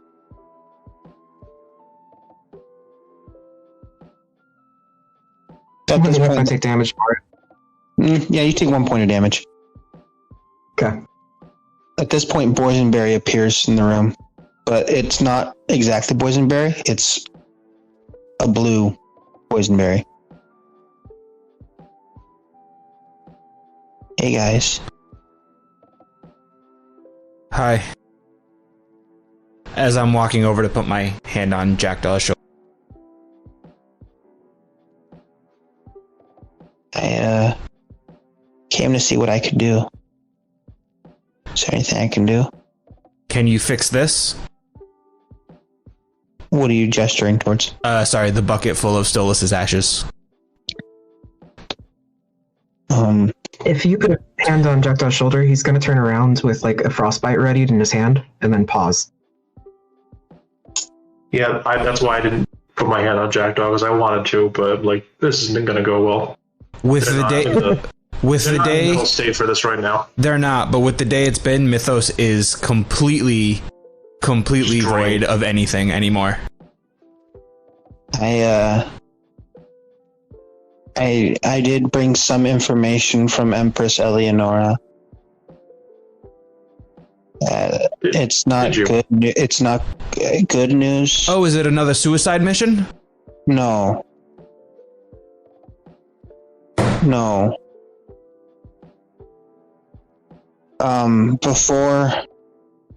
Before Stolas's soul could reach the afterlife, it was pulled into the fourth layer of hell and has been given a new body there.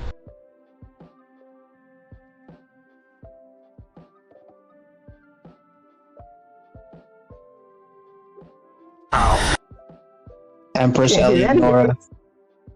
Eleonora has made it apparent with Alice that you all are to be given 3 weeks off at least, and if any of you don't want to return, it will not be held against you.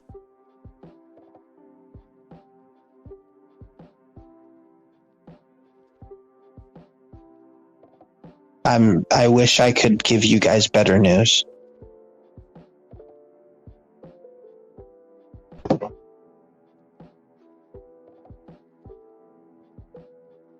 There's nothing they can do?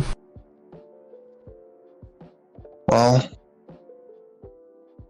Empress Eleonora said that she could get you guys into hell into the layer that you need to go to if you wanted to try to mount a rescue.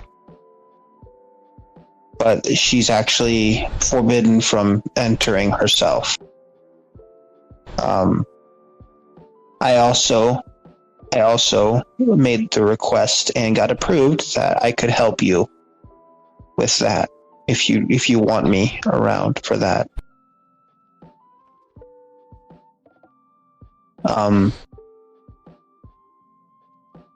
So is there no other way? Well, there's no other way that a fucking celestial could bring someone back. Apparently, someone from the fourth layer of hell already had a claim on their soul. Surprise!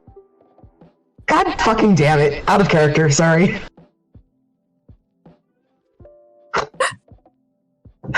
Otherwise, Alice would have brought Stolas back.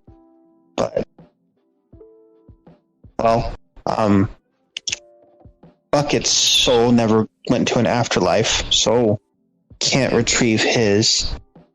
And I didn't get a chance to talk about Gildar, so I don't know what's going on there. But Stolas, if Stolas would have died normally, then yes, Alice could have just brought Stolas back.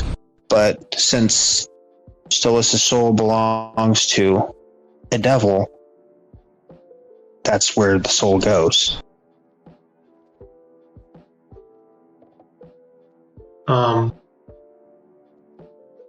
Can I sense like a shift in the mood right now in the room? Like, would I have a couple of brain cells put together to maybe message Oric and ask for what the hell's going on? Yeah, you would sense that everyone's kind of getting that antsy, like maybe there's something we can do kind of vibe. I'm messaging Oric. Knock knock. That's just that. What's she saying? DM, before I answer, could I put 5 points of lay on hands into Jackdaw in order to cure the deafness? Would that work? Yeah, you could do that and forfeit 2 of the hit points just to cure the deafness. Okay. So 3, you burn 5 hit points, and Jackdaw regains 3 hit points and loses his deafness. I hold out my hand and I just look Jack very sternly and like, take my hand, is what I reply with the message. I will take a moment before I reach out and grab his hand. Okay, so your ears kind of pop as your hearing returns, and you're healed for 3 hit points. Okay. While like clasping Jackdaw's hand in like the Predator handshake, I just look pissed, but not at Jackdaw.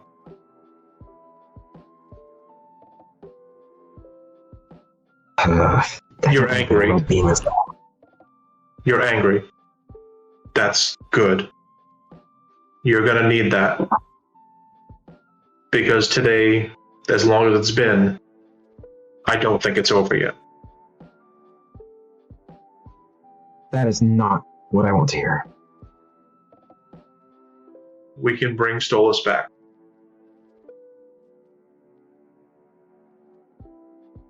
But we found out what Stolas did to get rid of your curse. We think. What did they do? Do I want to know what they did? No, just tell me. What did they do? Soul.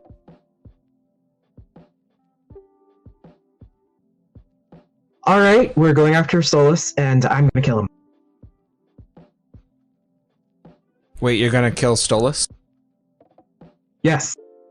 That's... We're going to save him. Or them. I'm going to kill them. Fair enough. Gildar's gone, as far as... We have I saw it deteriorate. like his soul is gone. They don't know his soul. We have 3 weeks off. Figure some shit out. 3 weeks of what? Are they planning on having us spend our vacation time That's what it sounds like. trying to save Stolas, or are they sending us there? No. I don't really know, Okay. honestly. So, health coverage sucks ass with you guys. And I cast Boysenberry a quick glance with that. I'm just a messenger here, guys.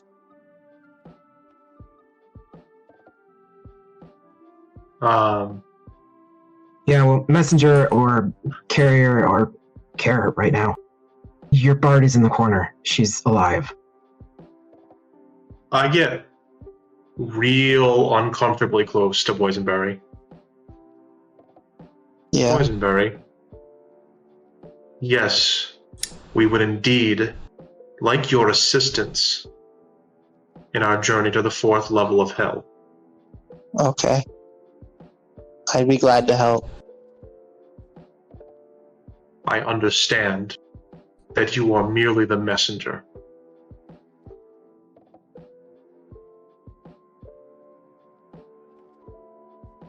I want you to deliver a message for me.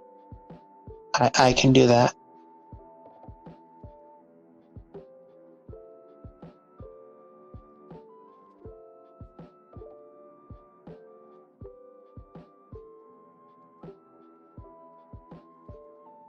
Oh, A captain what's the message? takes after their crew.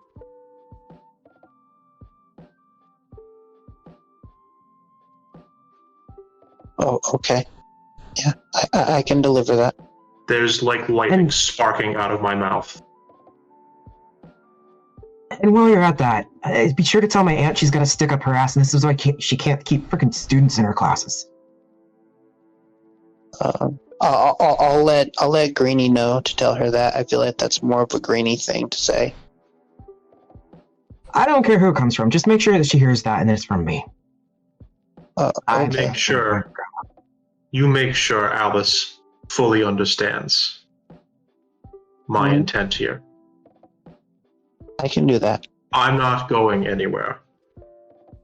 I could fully walk away and go home. Back to my crew. But she is dragging me into this now.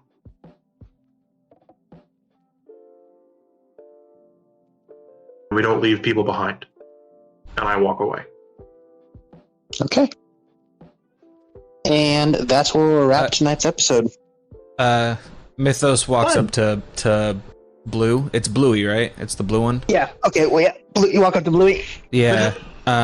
Sky. Is that what it is? It's Sky. Yeah, Sky.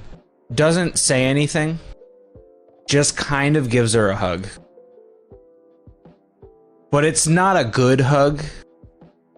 It's the hug of someone who knows that Sky is not really good in the situation, but he has no mental energy left to give. I had something from Pinky for you. She wanted me to give it to you.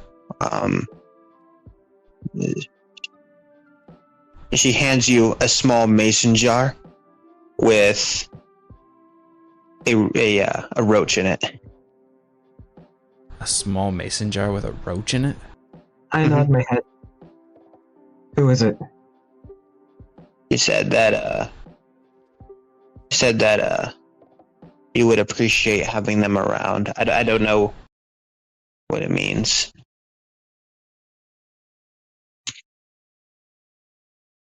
But I mean, you'll have me and Pinky and Greenie back as soon as you're ready to go.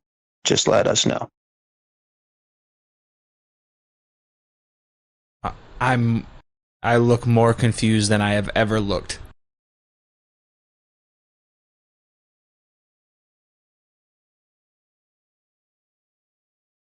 Oh, I'm like away from all this in the center of the room. I just let out a massive roar and shoot my lightning breath just at the ceiling in just rage and frustration. Anything else? Anyone got anything else? I'm good. All right, so that's where we'll wrap tonight's session.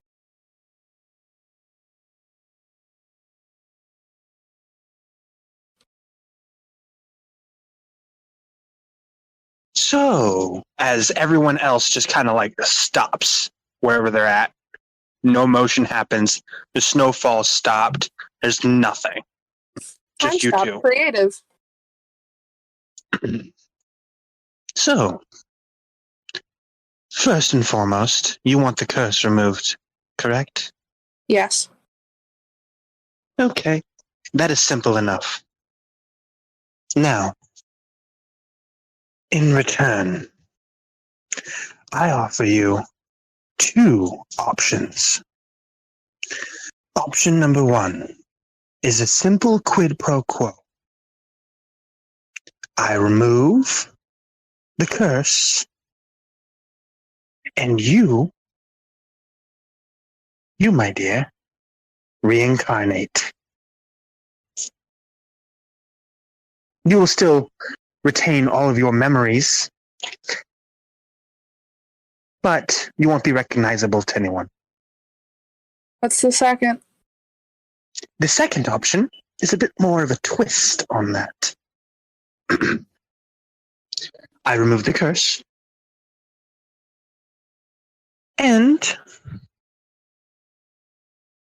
well, you reincarnate, and you retain your memories, and everyone here retains their memories of you. However, no one else, meaning not your family, not your kingdom, not anyone else, remembers even the slightest bit who you were or who you are. So you know exactly who I am. Oh, I know exactly who you are. Which means you've dealt with High Elven Court before. Oh, yes, I have. As a matter of fact, your sister is under my servitude. Doesn't surprise me. She always did have questionable taste. That is one reason why I want you reincarnated. That puts your sister closer to power. See, that's the part I don't like. If that man would have died, I would have inherited everything. Yes, correct. But now I offer you the opportunity to escape that destiny that was granted before you. The predetermined path that your parents had set out for you. The arranged marriages. The stigmas. You can escape all of that. I'm giving you the opportunity of a lifetime here.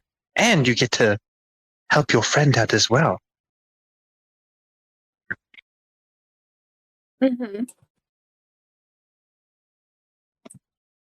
But then I lose all of it. You lose what? A life on the run? I may hate my family and hate my name, but that doesn't mean I know exactly where I stand in that society. I don't want people to forget who I am. I want people to recognize me for a different reason, name and all. Well, if you have a counter offer, I am all ears. You picked the wrong Quinrell sibling. Did I now? You did. I will make a pact with you. If you fix my friend. Hmm. And not only will you have to not worry about getting my sister closer to the throne, you'll have the direct line.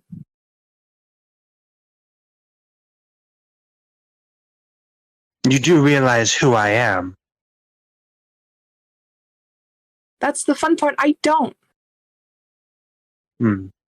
Because your name, all of that, means nothing to me. You can enlighten me. I am the Archduchess of the fourth layer of hell, known to most as Lady Fierna, patron devil of succubi, incubi, and the prostitute. No wonder my whore of a sister shacked up with you. I am also protector to those who suffer at the hands of men. That is why, as your friends deemed, I seem kinder than most devils.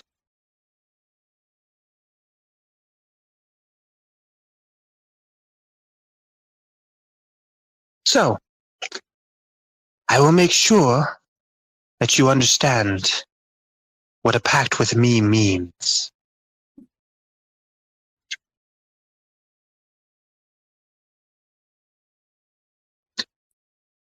You would be swearing off all marriage. You'd be swearing off children. And you would also be, well, obligated to fulfill 2 tasks per year. Whatever those tasks are, I deem. If you were to, refuse said tasks, well, your body would turn to ash and your soul would, fall to hell.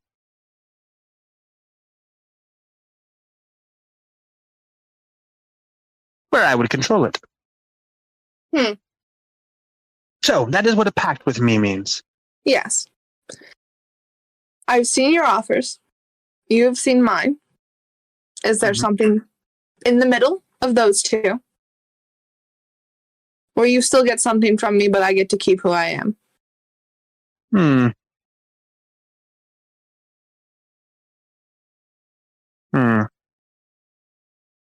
How about this? How about a pact with me, right? However, we remove the need to do 2 favors. Get rid of that. Everything else stands. We get rid of that part. And, in addition, since we're removing that part, you, while technically will remain looking like yourself, will become fiendish in actual nature. You would still look like yourself, act like yourself, talk like yourself. Everyone still remember who you are, but in your true form, you would become a fiend.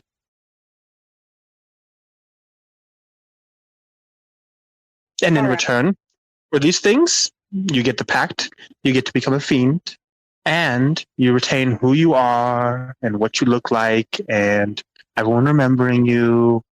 I cure your friend, and you get some extra power from me.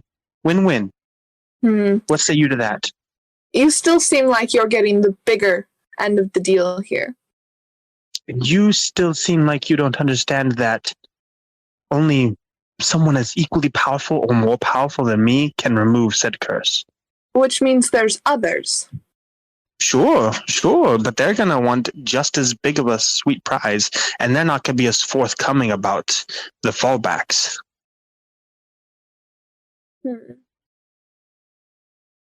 Elaborate more on the fiend thing. Well, anything that would affect fiends would affect you. For all intents and purposes, your new race would be fiendish. So you get all the bonuses that come with being a fiend, and you get all the drawbacks that come with being a fiend. You have sway over some of the infernal devices, as it were. But your actual visage stays the same. Well, provided that you don't want to show your true nature. And none of my friends would know this. Oh, unless they were to cast divine sense on you in particular. So even if they cast it in the vicinity of me, it won't pick me up. No, but they would have to target you specifically. Okay. What does this do to my whole life expectancy thing? I'm rather young for an elf. No, Maybe as a fiend, you actually don't truly age. However, since you have a bit of control over, as you could actually age yourselves, well, your visage, to match your elven age. And it kind of happens subconsciously, so not something you really need to worry about. But on the flip side, if you ever wanted to show your true demonic nature, you can at will.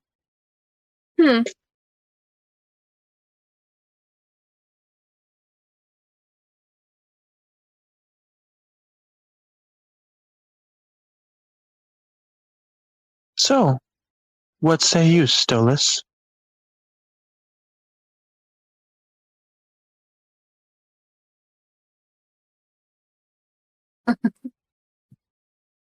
Do we have a deal? I have a question out of character for a second. I know it totally breaks the mood, but good. Can I still continue to take levels in Bard, even though I'm technically a Bardlock?